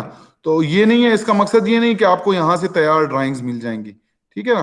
तो ये सारी की सारी आपको यहां से एक जस्ट ओवरव्यू मिल जाता है कि क्या क्या है इसमें, कौन कौन से पार्ट्स वगैरह लगे हुए हैं. इस तरह हर एक जो भी आपको चीज चाहिए वो उसकी आप ड्राइंग सर्च कर सकते हैं. Clear? Yes sir. Yes sir. अच्छा, तो आपको ड्राइंग की समझ आ गई. उसके बाद जो टाइप्स ऑफ ड्राइंग्स हैं उसकी भी आई होप आपको समझ आ गई होगी. ठीक है ना. अच्छा, टाइप ऑफ मेजरिंग सिस्टम, कि कौन सा मेजरिंग सिस्टम जो है वो आप यूज कर सकते हैं. इंग्लिश सिस्टम भी यूज कर सकते हैं और मैट्रिक सिस्टम भी. इंग्लिश सिस्टम में आपके पास फीट और इंचेस हैं. आप जितनी भी डायमेंशंस मेजर करते हैं, या तो आप इंचेस में मेजर करते हैं या फीट्स में मेजर करते हैं. और मैट्रिक में आपके पास जो है वो मिलीमीटर्स में, सेंटीमीटर्स में आप उसको मेजर करते हैं. इंग्लिश सिस्टम को हम कहते हैं फुट पाउंड सिस्टम, ठीक है ना, मैट्रिक सिस्टम में एमकेएस सिस्टम। अच्छा, now we will discuss something about the type of instrument that will be used in your engineering drawing course. That will be used in engineering drawing theory course as well as in lab course. So ये चीजें आपको खरीदनी भी हैं, ठीक है ना। पहले तो मैं आपको इन चीजों के बारे में बताता हूं है क्या चीज, then we will look into the functioning of this instrument, ठीक है ना। ड्राइंग बोर्ड, ड्राइंग बोर्ड क्या होती है, पहले तो इसको सर्च करें और आपको यहाँ पे मैं आपको साथ साथ बताता भी जाता हूँ ड्राइंग बोर्ड है क्या चीज। तो लेट मी इसको टर्न ऑफ करने दे मुझे, थोड़ा गूगल पे जाते हैं ताकि आपको विजुअली बता भी दूं कि है क्या चीज। ड्राइंग बोर्ड्स, ठीक है ना। अच्छा, ये आपके पास मुख्तलिफ ड्राइंग बोर्ड्स हैं, ये इस तरह के अवेलेबल भी हैं, लेकिन आपने जो खरीदना है वो ये इस तरह का खरीदना है। ये तख्ता, एक सिंपल तख्ता होता है, आप इसको तख्ता कह सकते हैं। There are different variety of drawing boards are available. ये आजकल लेटेस्ट भी निकले हुए हैं ताकि आसानी से आप जो है वो विदाउट डिस्टरबेंस ड्राइंग्स कर सकें, ठीक है ना। But actually you will buy a simple plain board, ठीक है ना। सो ड्राइंग बोर्ड क्या है, drawing board it is a flat drawing surface, और इसका काम क्या है, इसके ऊपर हम पेपर को रखते हैं, and that is used to serve as a flat surface for the paper to attach to the drawing board. Clear. तो ये एक बोर्ड है जिसके ऊपर हम, इसका काम क्या है कि इसके ऊपर हम पेपर रखते हैं और ये पेपर इसके ऊपर अटैच कर देते हैं ताकि ये पेपर को सपोर्ट दे।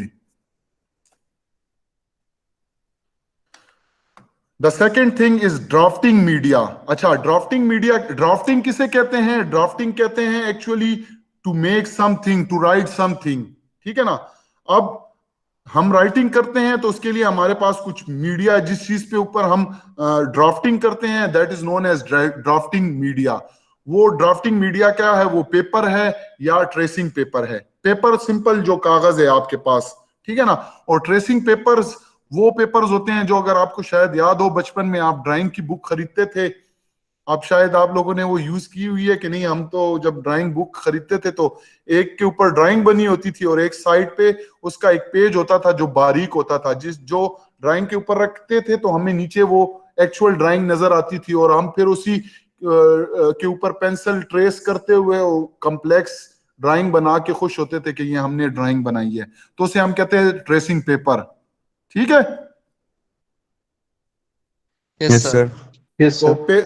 ड्राफ्टिंग मीडिया के लिए हम पेपर भी यूज करते हैं और ट्रेसिंग पेपर भी यूज करते हैं। अच्छा, आजकल जितनी भी ड्राइंग्स हम बनाते हैं वो पेपर्स पे ही बनाते हैं, क्योंकि आजकल का दौर सारा कंप्यूटराइज्ड दौर है।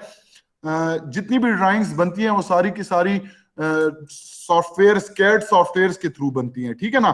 ट्रेडिशनल तरीका जो है वो हाथ से ड्राइंग बनाने का, वो बहुत सी जगहों पे नहीं है, क्योंकि वो time consuming, it's a time consuming process. लेकिन क्वेश्चन ये आता है कि जब वो टाइम कंज्यूमिंग प्रोसेस है तो आप लोगों को क्यों पढ़ाया जा रहा है। तो उसकी वजह ये है कि आपको ड्राइंग की बेसिक प्रिंसिपल्स पता होनी चाहिए कि ड्राइंग में कौन कौन सी चीजें यूज होती हैं, किस तरह यूज होती हैं, उनके प्रिंसिपल्स क्या है, क्योंकि जितने भी कैड सॉफ्टवेयर हैं वो इन्हीं नॉलेज के बेस पे काम करते हैं। तो आपको पहले नो हाउ होनी चाहिए, तभी जाके आप एडवांस चीज को कर पाते हैं, ठीक है ना। क्लियर।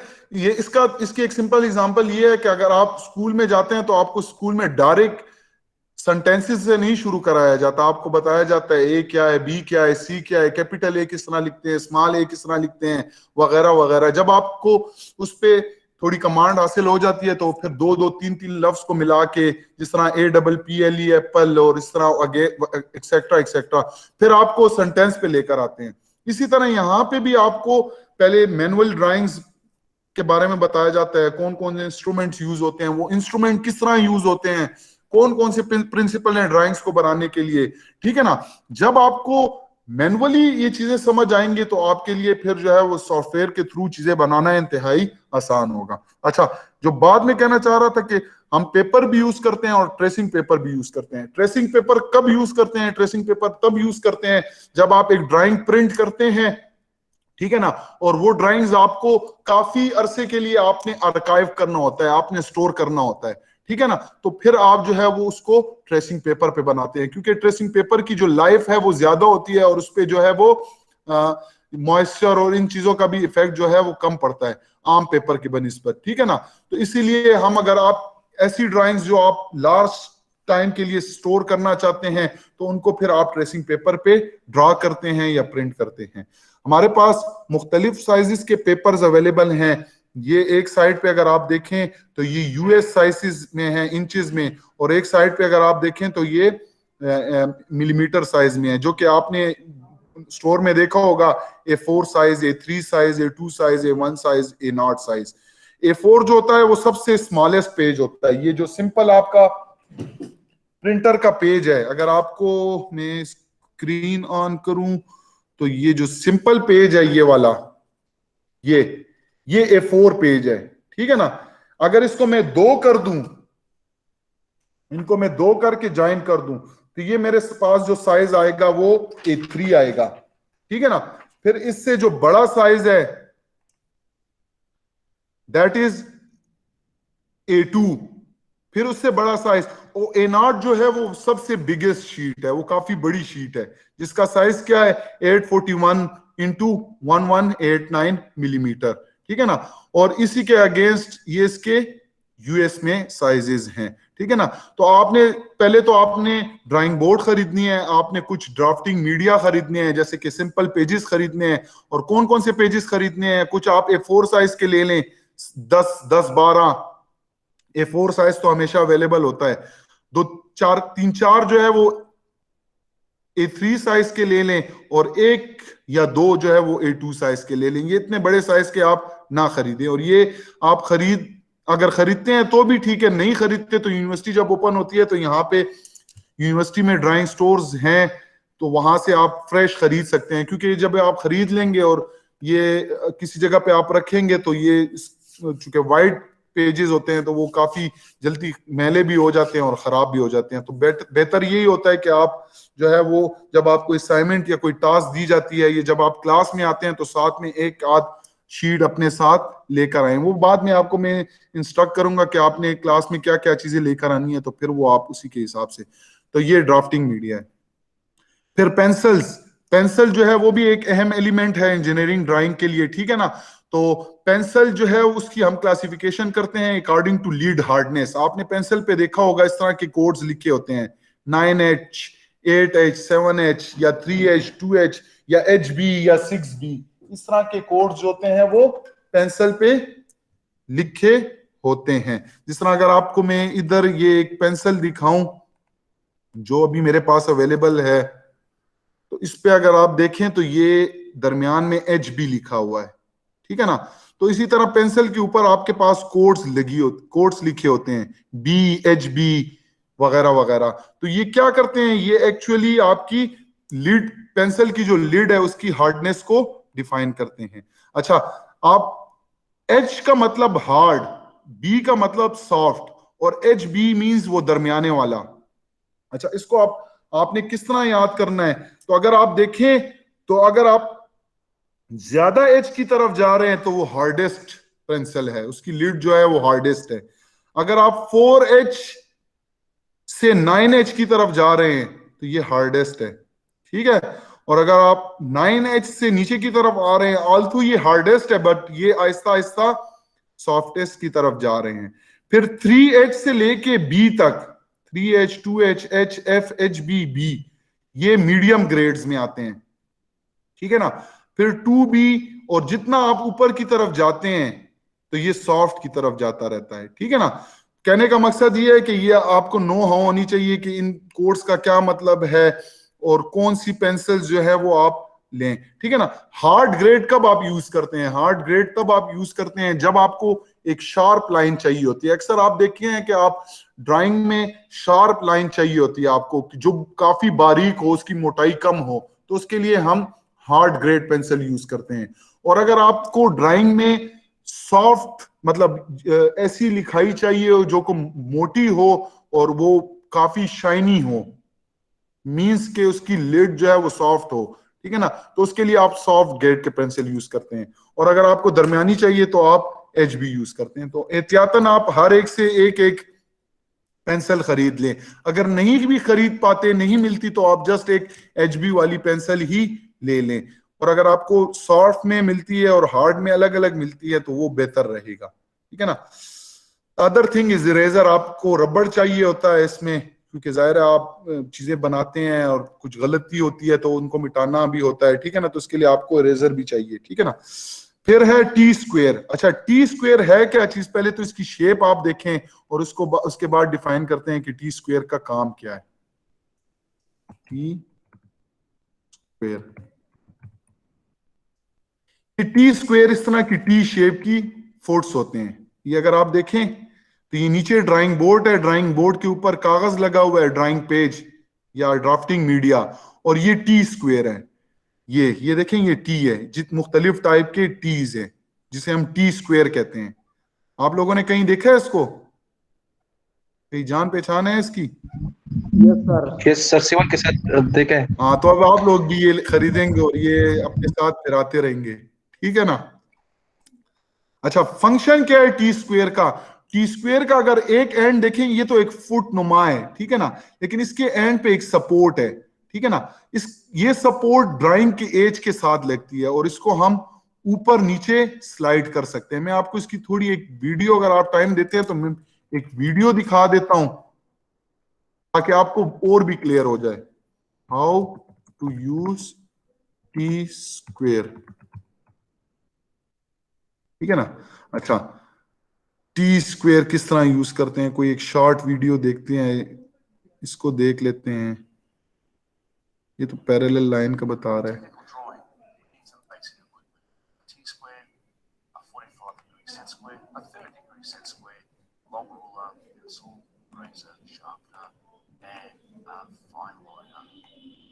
अच्छा, इधर सिर्फ इन चीजों को भी देख लें, इसमें चूंकि आ रही है तो चलिए इधर ही मैं आपको समझा दूं। ये टी स्क्वेयर है, ये सेट स्क्वेयर है। आपने बचपन में देखा होगा, आप फुट लेते हैं, ज्योमेट्री बॉक्स लेते हैं, तो उसमें आपको इस तरह की दो चीजें भी अवेलेबल होती हैं, सेट स्क्वेयर, जिसमें एक 45 एंगल का होता है और एक जो है वो 30 और 60 एंगल का होता है, और यहाँ पे 90 मींस 45 90 एंगल, 90 60 और 30 एंगल, ठीक है ना। इसे हम सेट स्क्वायर कहते हैं। सेट स्क्वायर किस लिए यूज करते हैं, इस वीडियो में भी आपको पता चल जाएगा। सेट स्क्वायर एक्चुअली आपने अगर पैरेलल लाइंस ड्रा करनी है, आपके पास एक लाइन गिवन है, जिस तरह इधर अगर आप देखें, कहां गया वो,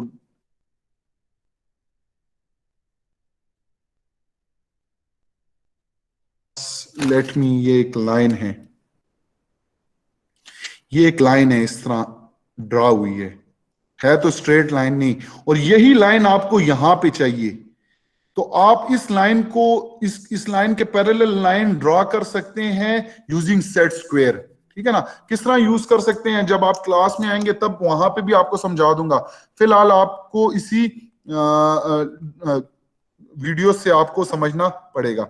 अच्छा, टी स्क्वायर किस लिए यूज करते हैं? टी स्क्वायर पहले तो मैं बता दूं कि ये एक हॉरिजेंटल लाइन, आप जब भी ड्राइंग में आप लाइन ड्रॉ करते हैं, हॉरिजेंटल लाइन, ठीक है ना।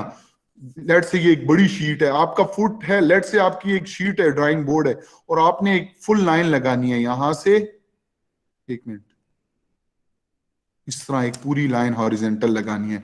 तो आप अगर फुट देखें तो फुट की तो कुछ लिमिटेशन होती है, वो खत्म हो जाता है। लेट से आप फुट से लाइन लगाते हैं इतनी, और वो खत्म हो जाती है, फिर आप फुट को यहां पे रखते हैं और लाइन, तो वो टेढ़ी भी हो सकती है, ठीक है ना। लेकिन अगर आपके पास सेट स्क्वायर होगा और वो आप ड्राइंग बोर्ड के ऊपर रख देंगे तो बिल्कुल ऑलरेडी स्ट्रेट होगा। तो आपको जितनी लाइन रिक्वायर्ड हो वो आप जो है वो उससे लाइन लगा सकते हैं। अभी आपको इस वीडियो में अंदाजा हो जाएगा कि किस तरह जो है वो सेट स्क्वायर जो होती है आप उससे लाइन लगा सकते हैं।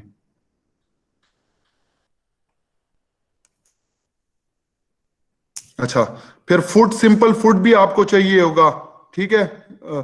इसके अलावा आपके पास आपको कंपस चाहिए होगा, प्रकार जिसे कहते हैं, वो भी आपको चाहिए।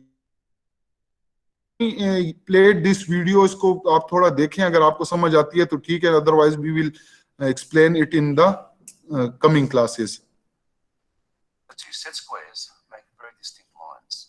So we have a 45 by 45 by 90 degree set square that creates 45 degree lines and 90 degree lines. Our isometric set square creates 30 by 30 by 90 lines. Of course, the actual set square itself has one-sided that we understand alignment. So whenever we use our drawing board, our T-square has to be flush against it. That is, the head of the T-square has to be flush against the side of the drawing board. This will give us a level beginning point. This side head अच्छा ये अगर आप देखें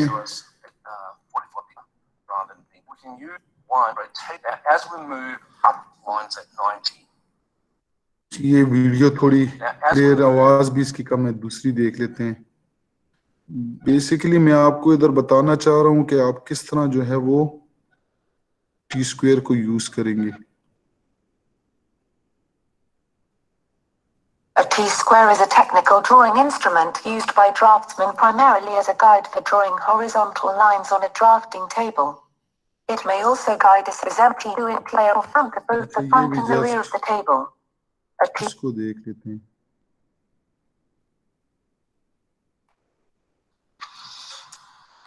Make sure the left-hand long edge of the drawing board is really, really straight. अच्छा, एक thing, जब आप drawing board खरीदे तो ये जो इसके साइड वाली एजेस हैं, ये आप जब खरीदें तो देखें कि ये आपकी एजेस स्ट्रेट हों, रफ ना हो, क्योंकि टी स्क्वायर का हेड जो है वो इसके ऊपर स्लाइड करेगा। अभी आपको समझ आ जाएगी, ठीक है ना? तो ड्राइंग बोर्ड खरीदते वक्त इन चीज का एहतियात करें। It's a sheet of cartridge paper on the board, making sure it's square to the drawing board, and tape all four corners with a piece. ये जस्ट ये हम क्लास में प्रैक्टिस करेंगे इसकी कि पेपर को किस तरह बोर्ड पे सेट करते हैं। जस्ट आप ये देखें, ये हॉरिजॉन्टल लाइन जो है वो टी स्क्वायर से आप आसानी से लगा सकते हैं। अच्छा, ये आपने देखा कि ये टी स्क्वायर को आप स्लाइड कर सकते हैं across the edge of this drawing board and you can draw different horizontal lines depending on your length requirement. इसके अलावा जो है वो टी स्क्वायर जो है वो सेट स्क्वायर को सपोर्ट करने के लिए भी यूज करते हैं। किस तरह सपोर्ट करने के लिए यूज करते हैं वो भी आप देखें। Up and down. अगर आपको 90 डिग्री पे लाइन चाहिए तो आप टी स्क्वायर के ऊपर सेट स्क्वायर रखें और जो 90 एंगल वाली साइड है उस पे आप वर्टिकल लाइन लगाएं। You can also construct other lines depending upon your degree। 30 पे भी लगा सकते हैं, 60 पे भी, आप 15 पे भी, मुख्तलिफ एंगल्स पे आप जो है वो लाइंस ड्रॉ कर सकते हैं with the help of set square and T square.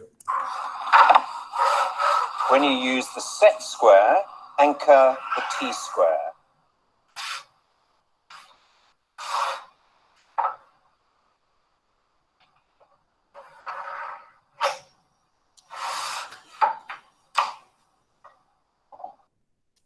समझ आ गई इसकी? Yes sir. अच्छा, यू कैन अब थोड़ा बहुत आपको आइडिया आता रहेगा। You can search different videos on YouTube, how to draw horizontal line, how to draw vertical line, how to draw lines. हम आगे इसको क्लास में करेंगे भी, लेकिन अगर आपको किसी चीज की भी कंफ्यूजन आती है सो you can just search a small video 1 to 2 minutes, ठीक है ना?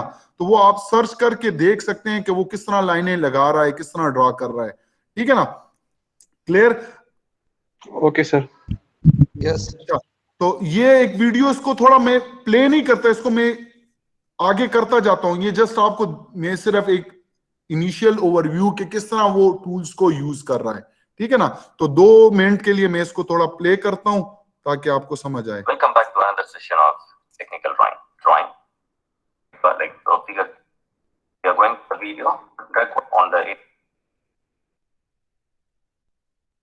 There are 2 types of. ये पूरा एक्सप्लेन कर रहे हैं, so we do not need explanation at this stage. One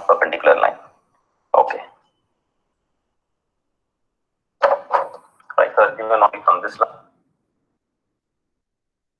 The line.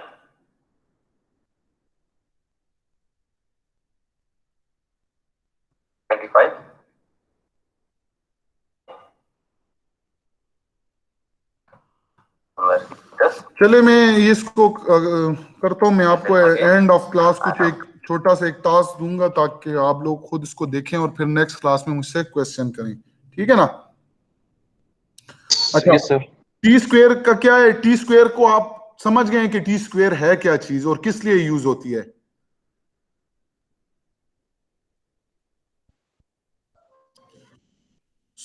So basically T square is used for drawing horizontal line, and it also provide a supporting or sliding edge for set square and other stencils.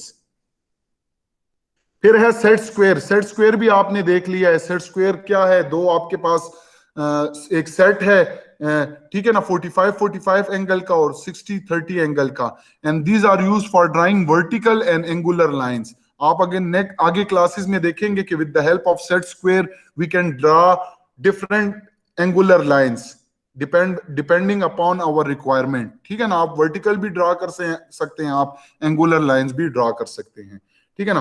फिर है scale. Scale क्या है? Foot, normal, ruler, ठीक है ना। तो आपके पास linear scale है जो आम आपने एक फुट भी खरीदना है, ठीक है ना, जिसमें आपके पास इंग्लिश सिस्टम भी उस पे अवेलेबल होता है और मैट्रिक पे भी, उसमें इंच वाला सिस्टम भी होता है और सेंटीमीटर या मिलीमीटर वाला सिस्टम भी होता है। फिर कार्डबोर्ड स्केल। कार्डबोर्ड स्केल आप ना खरीदें, ठीक है ना, लेकिन अलबत्ता मैं आपको थोड़ा बहुत बता देता हूं कि कार्डबोर्ड स्केल होते क्या है। ये ऐसे स्केल्स होते हैं जो कि फॉर रिड्यूसिंग और इंक्रीजिंग साइज के लिए आप यूज करते हैं। थोड़ा इसको उस पे देख लें, थोड़ा आपको मैं इसकी शेप दिखा दूं और फिर मैं आपको बताता हूं कार्डबोर्ड स्केल्स।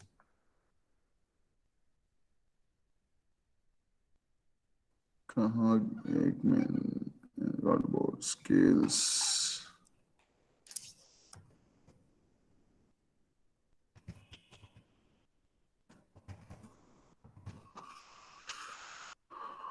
इस तरह के स्केल्स होते हैं, ठीक है ना। ये अगर आप देखें इस तरह के स्केल्स होते हैं ये, ठीक है ना।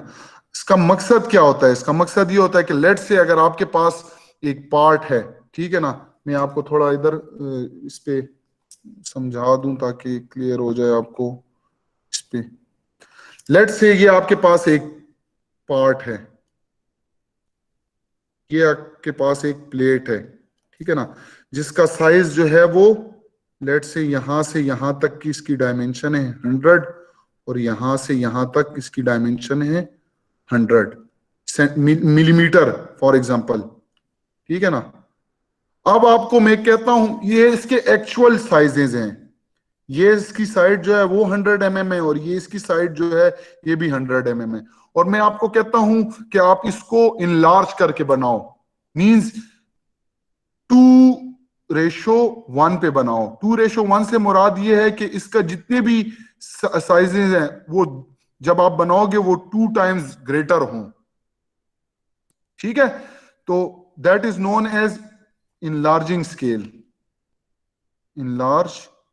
Enlarging scale. जब आपसे कोई भी ऑब्जेक्ट अपने एक्चुअल साइज से बढ़ा के बनाने के लिए कहा गया होगा तो वो स्केल होगा इनलार्जिंग स्केल। लेकिन अगर मैं आपको कहूं कि यही पार्ट बनाओ लेकिन रिड्यूसिंग स्केल 1:, या मैं इसको कहता हूं 1/2:1 मींस या 0.5:1, ठीक है ना। तो ये अब इसको मैं आप कह रहा हूं कि ये आप इसके हाफ पे बनाओ, ठीक है ना। तो इस ऐसे स्केल को हम कहते हैं रिड्यूसिंग स्केल। एक मिनट यार।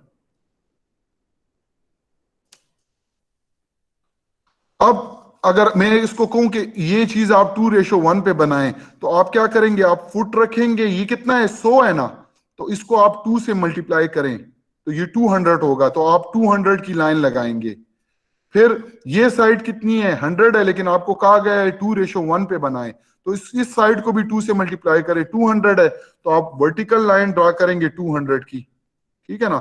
सिमिलरली ये भी 200 की और ये भी 200 की, ठीक है ना। तो आप इसको कह सकते हैं कि ये आप 200 है और ये साइड भी जो है वो 200 है और ये 2:1 पे बनी हुई है, ठीक है, क्लियर। Yes sir. लेकिन जब आप इसको 50-50 Yes, sir. करके बनाओगे 50-50, तो ये होगा किस स्केल पे, रिड्यूसिंग स्केल पे, ठीक है ना। ये स्केल नेक्स्ट क्लास में आ रहा है, उसमें आपको क्लियर समझ आ जाएगी, ठीक है ना।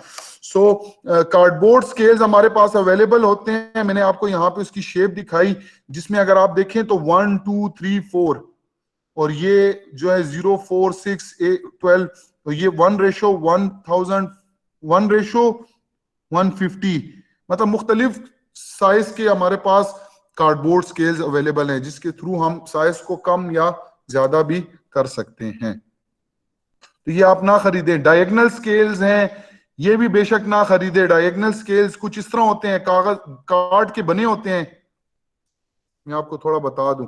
और नेक्स्ट क्लास में डायगोनल स्केल, इंशाल्लाह हम डायगोनल स्केल को बनाने का तरीका आपको बताएंगे कि किस तरह आप डायगोनल स्केल बना सकते हैं अकॉर्डिंग टू योर रिक्वायरमेंट, ठीक है ना। तो डायगोनल स्केल कुछ इस तरह होते हैं, ये देखें ये डायगोनल स्केल्स हैं, ठीक है ना। तो ये नेक्स्ट क्लास में मैं आपको बताऊंगा कि किस तरह आप डायगोनल स्केल बना सकते हैं, तो ये भी बेशक ना खरीदें। अच्छा, अब बात आती है कि डायगोनल स्केल यूज किस लिए होता है, ठीक है ना। It is used for measuring fraction. Fraction से क्या मुराद, थोड़ा इसको मैं डिस्कस कर लूं, फिर मैं आपको डायगोनल स्केल के बारे में बताता हूं। लेट से आपको एक मेजरमेंट दी गई हो और आपको कहा गया हो कि 2.3 सेंटीमीटर मेजर करें, तो आप क्या करेंगे बताए कोई, सिंपल क्वेश्चन है।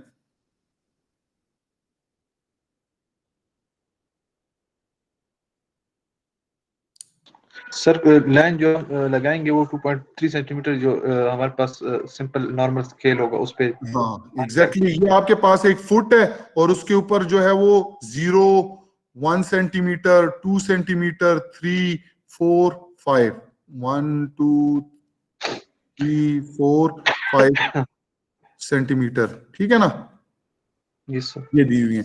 अच्छा, 0 से लेके 1 के दरमियान भी फिर जो है वो 10 लाइनें होती हैं, ये तो आपको पता है ना। Yes sir. अच्छा, मैं रफली बना रहा हूं, ठीक है ना। अच्छा, 2.3 सेंटीमीटर है तो आप इस तरह करते हैं कि 0 से लाइन नोट करते हैं, ये 2 हो गया, फिर 3 हम मेजर करते हैं 3 लाइन तक, तो हम कहते हैं यहां से यहां तक का डिस्टेंस जो है वो 2.3 सेंटीमीटर है। Clear? Yes sir. What about if आपको दिया गया हो 2.376, इसको आप एक्यूरेटली मेजर कर सकते हैं इस फुट के जरिए? No sir. नहीं कर सकते, ठीक है ना। क्यों नहीं कर सकते? क्योंकि इसमें 2.3 तो एक्यूरेटली मेजर हो जाता है, लेकिन ये 3 और 4 के दरमियान जो लाइन है, ये फर्दर स्पेस इतनी कम होती है कि आप इसको एक्यूरेटली मेजर नहीं कर सकते। तो अगर मैं इसको इस तरह देखूं तो ये किस तरह, ये इशारिया है, तो इसको अगर इशारिया को मैं खत्म करूं तो ये क्या होगा 1/1000।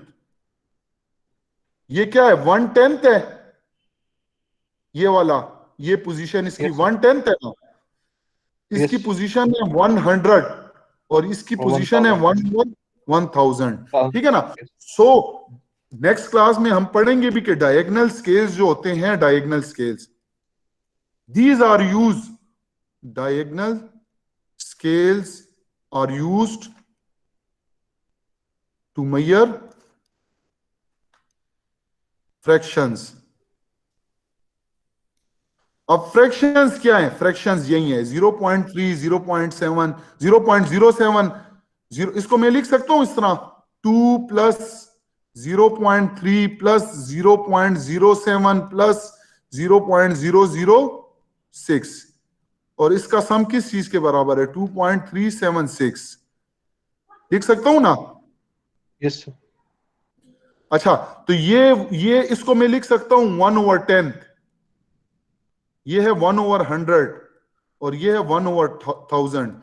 तो डायगोनल स्केल्स जो होती हैं वो इन फ्रैक्शंस को मेजर करने के लिए, एक्यूरेटली मेजर करने के लिए यूज होते हैं। किस तरह यूज होते हैं ये इंशाल्लाह हम नेक्स्ट क्लास में पढ़ेंगे कि किस तरह, कौन सा स्केल हमें कहां पे, इसको इसके लिए कौन सा स्केल चाहिए, इसके लिए किस तरह बनाएंगे, और इसको मेजर करने के लिए कौन सा स्केल चाहिए होगा, या किस तरह हम इन रीडिंग्स को लेंगे। ठीक है ना? यहां जस्ट सिर्फ मैंने आपको सिर्फ इतना बताया कि डायगोनल स्केल जो होते हैं वो यूज होते हैं फॉर मेजरिंग फ्रैक्शंस। क्लियर?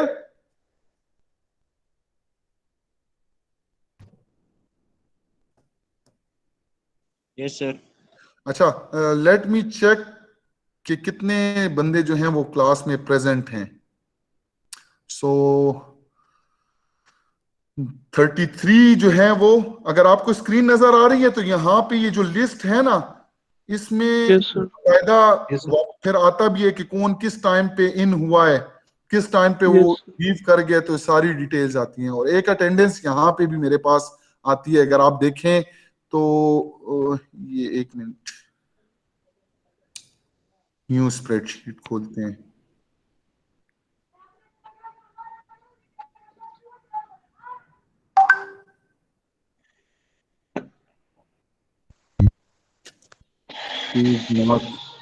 चलिए इसको देखते हैं, सेव। तो ये हमारे पास देखें अटेंडेंस भी लग रही है इसके साथ साथ।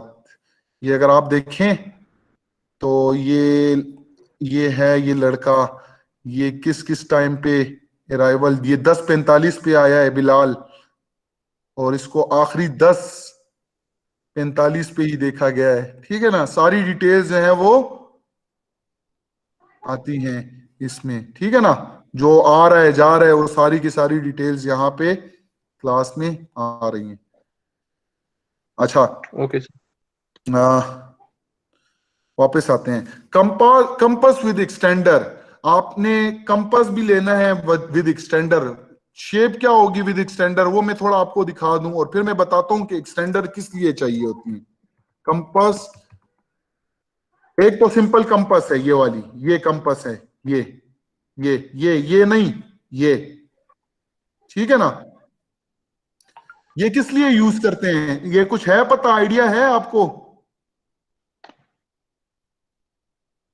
यस सर, डायरेक्शन, किला डायरेक्शन।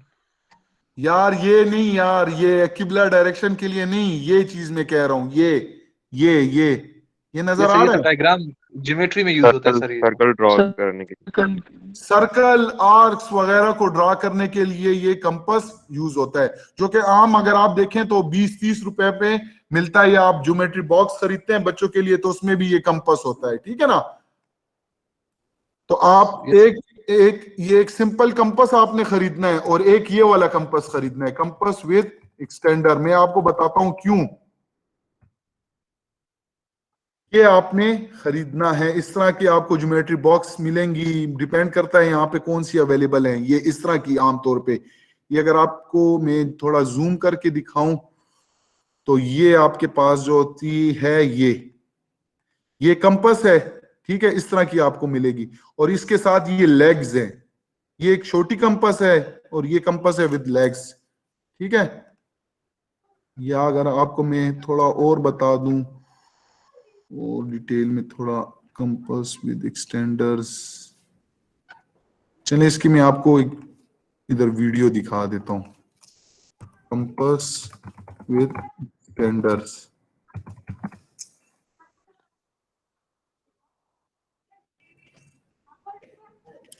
ये माइक जरा बंद कर दो, जिसका माइक ऑन है वो बंद कर दें। Mr. Penn's Speedbow Professional Compass. अच्छा, ये जरूरी नहीं है कि आपको इसी तरह का ही कंपास मिले, ऐसा ना हो कि आप दुकानदार को कहे कि बस मुझे यही वाला चाहिए। ठीक है ना? ये जनरल एक वीडियो है।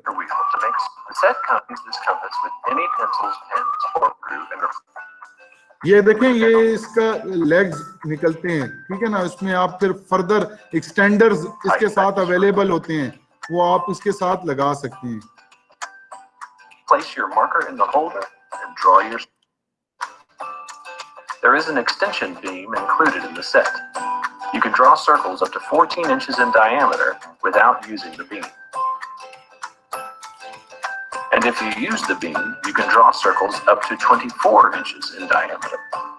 ठीक है, तो एक्सटेंडर इसलिए यूज करते हैं कि जो सिंपल कंपास है उसकी एक लिमिटेशन है, कुछ डिस्टेंस तक या कुछ डायमीटर तक वो सर्कल बना सकता है या आर्क बना सकता है। But if you required larger diameter circle और larger diameter arc, so you will use extender, ठीक है ना। That will help you in drawing the larger diameter और larger arcs. To use the beam, loosen the side screw and replace the bottom section with the beam. Insert the universal pin holder attachment to the beam.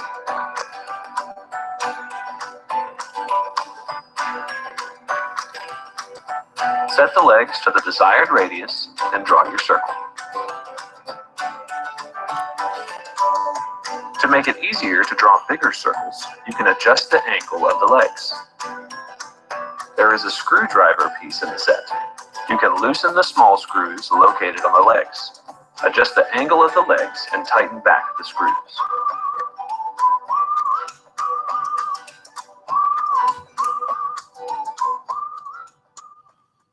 बच्चे समझ आ गई आप लोगों को कि किस तरह वो यूज करते हैं? Yes, sir. Yes, sir. ठीक है ना।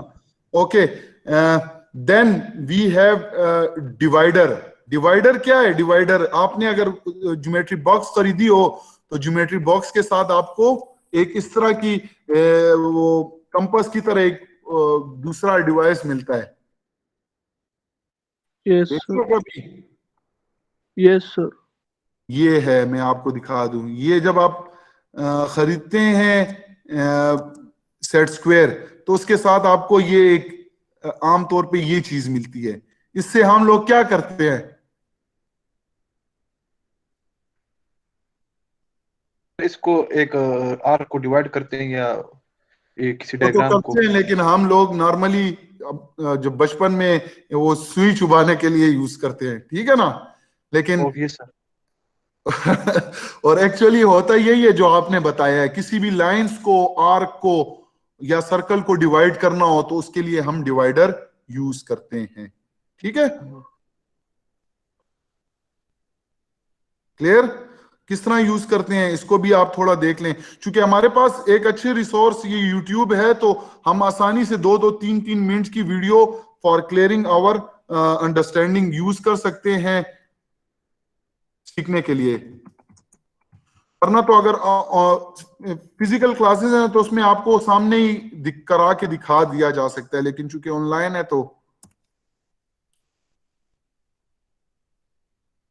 अच्छा, ये साहब क्या कर रहे हैं? How to use compass and divider, ठीक है। इसको थोड़ा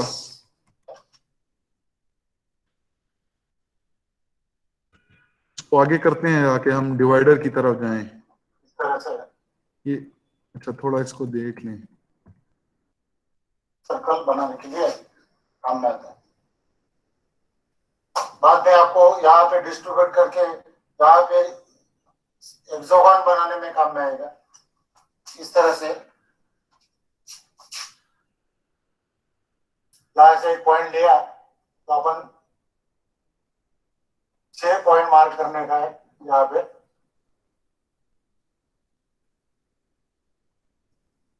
ठीक है, तो जितना आपको चाहिए होता है उतना आप ओपन कर लेते हैं और डिवाइडर से उसको डिवाइड करते हैं। Clear? Yes, sir. Yes, sir. Okay, I think we should take a little break, 10 to 15 minutes, and then we'll be back to our lecture again. ठीक है? Okay, sir. Okay, so Okay, 10 sir. people है मेरे पास, तो 10-10 पे जो है वो दोबारा क्लास को स्टार्ट, सॉरी 11-10 पे दोबारा क्लास को स्टार्ट करेंगे, ठीक है। Inshallah, sir. तो मैं Okay. रिकॉर्डिंग फिलहाल ऑफ करता हूँ, and then we will again start at 11:10. Thank you. Thank you, sir. Hello, अस्सलाम वालेकुम।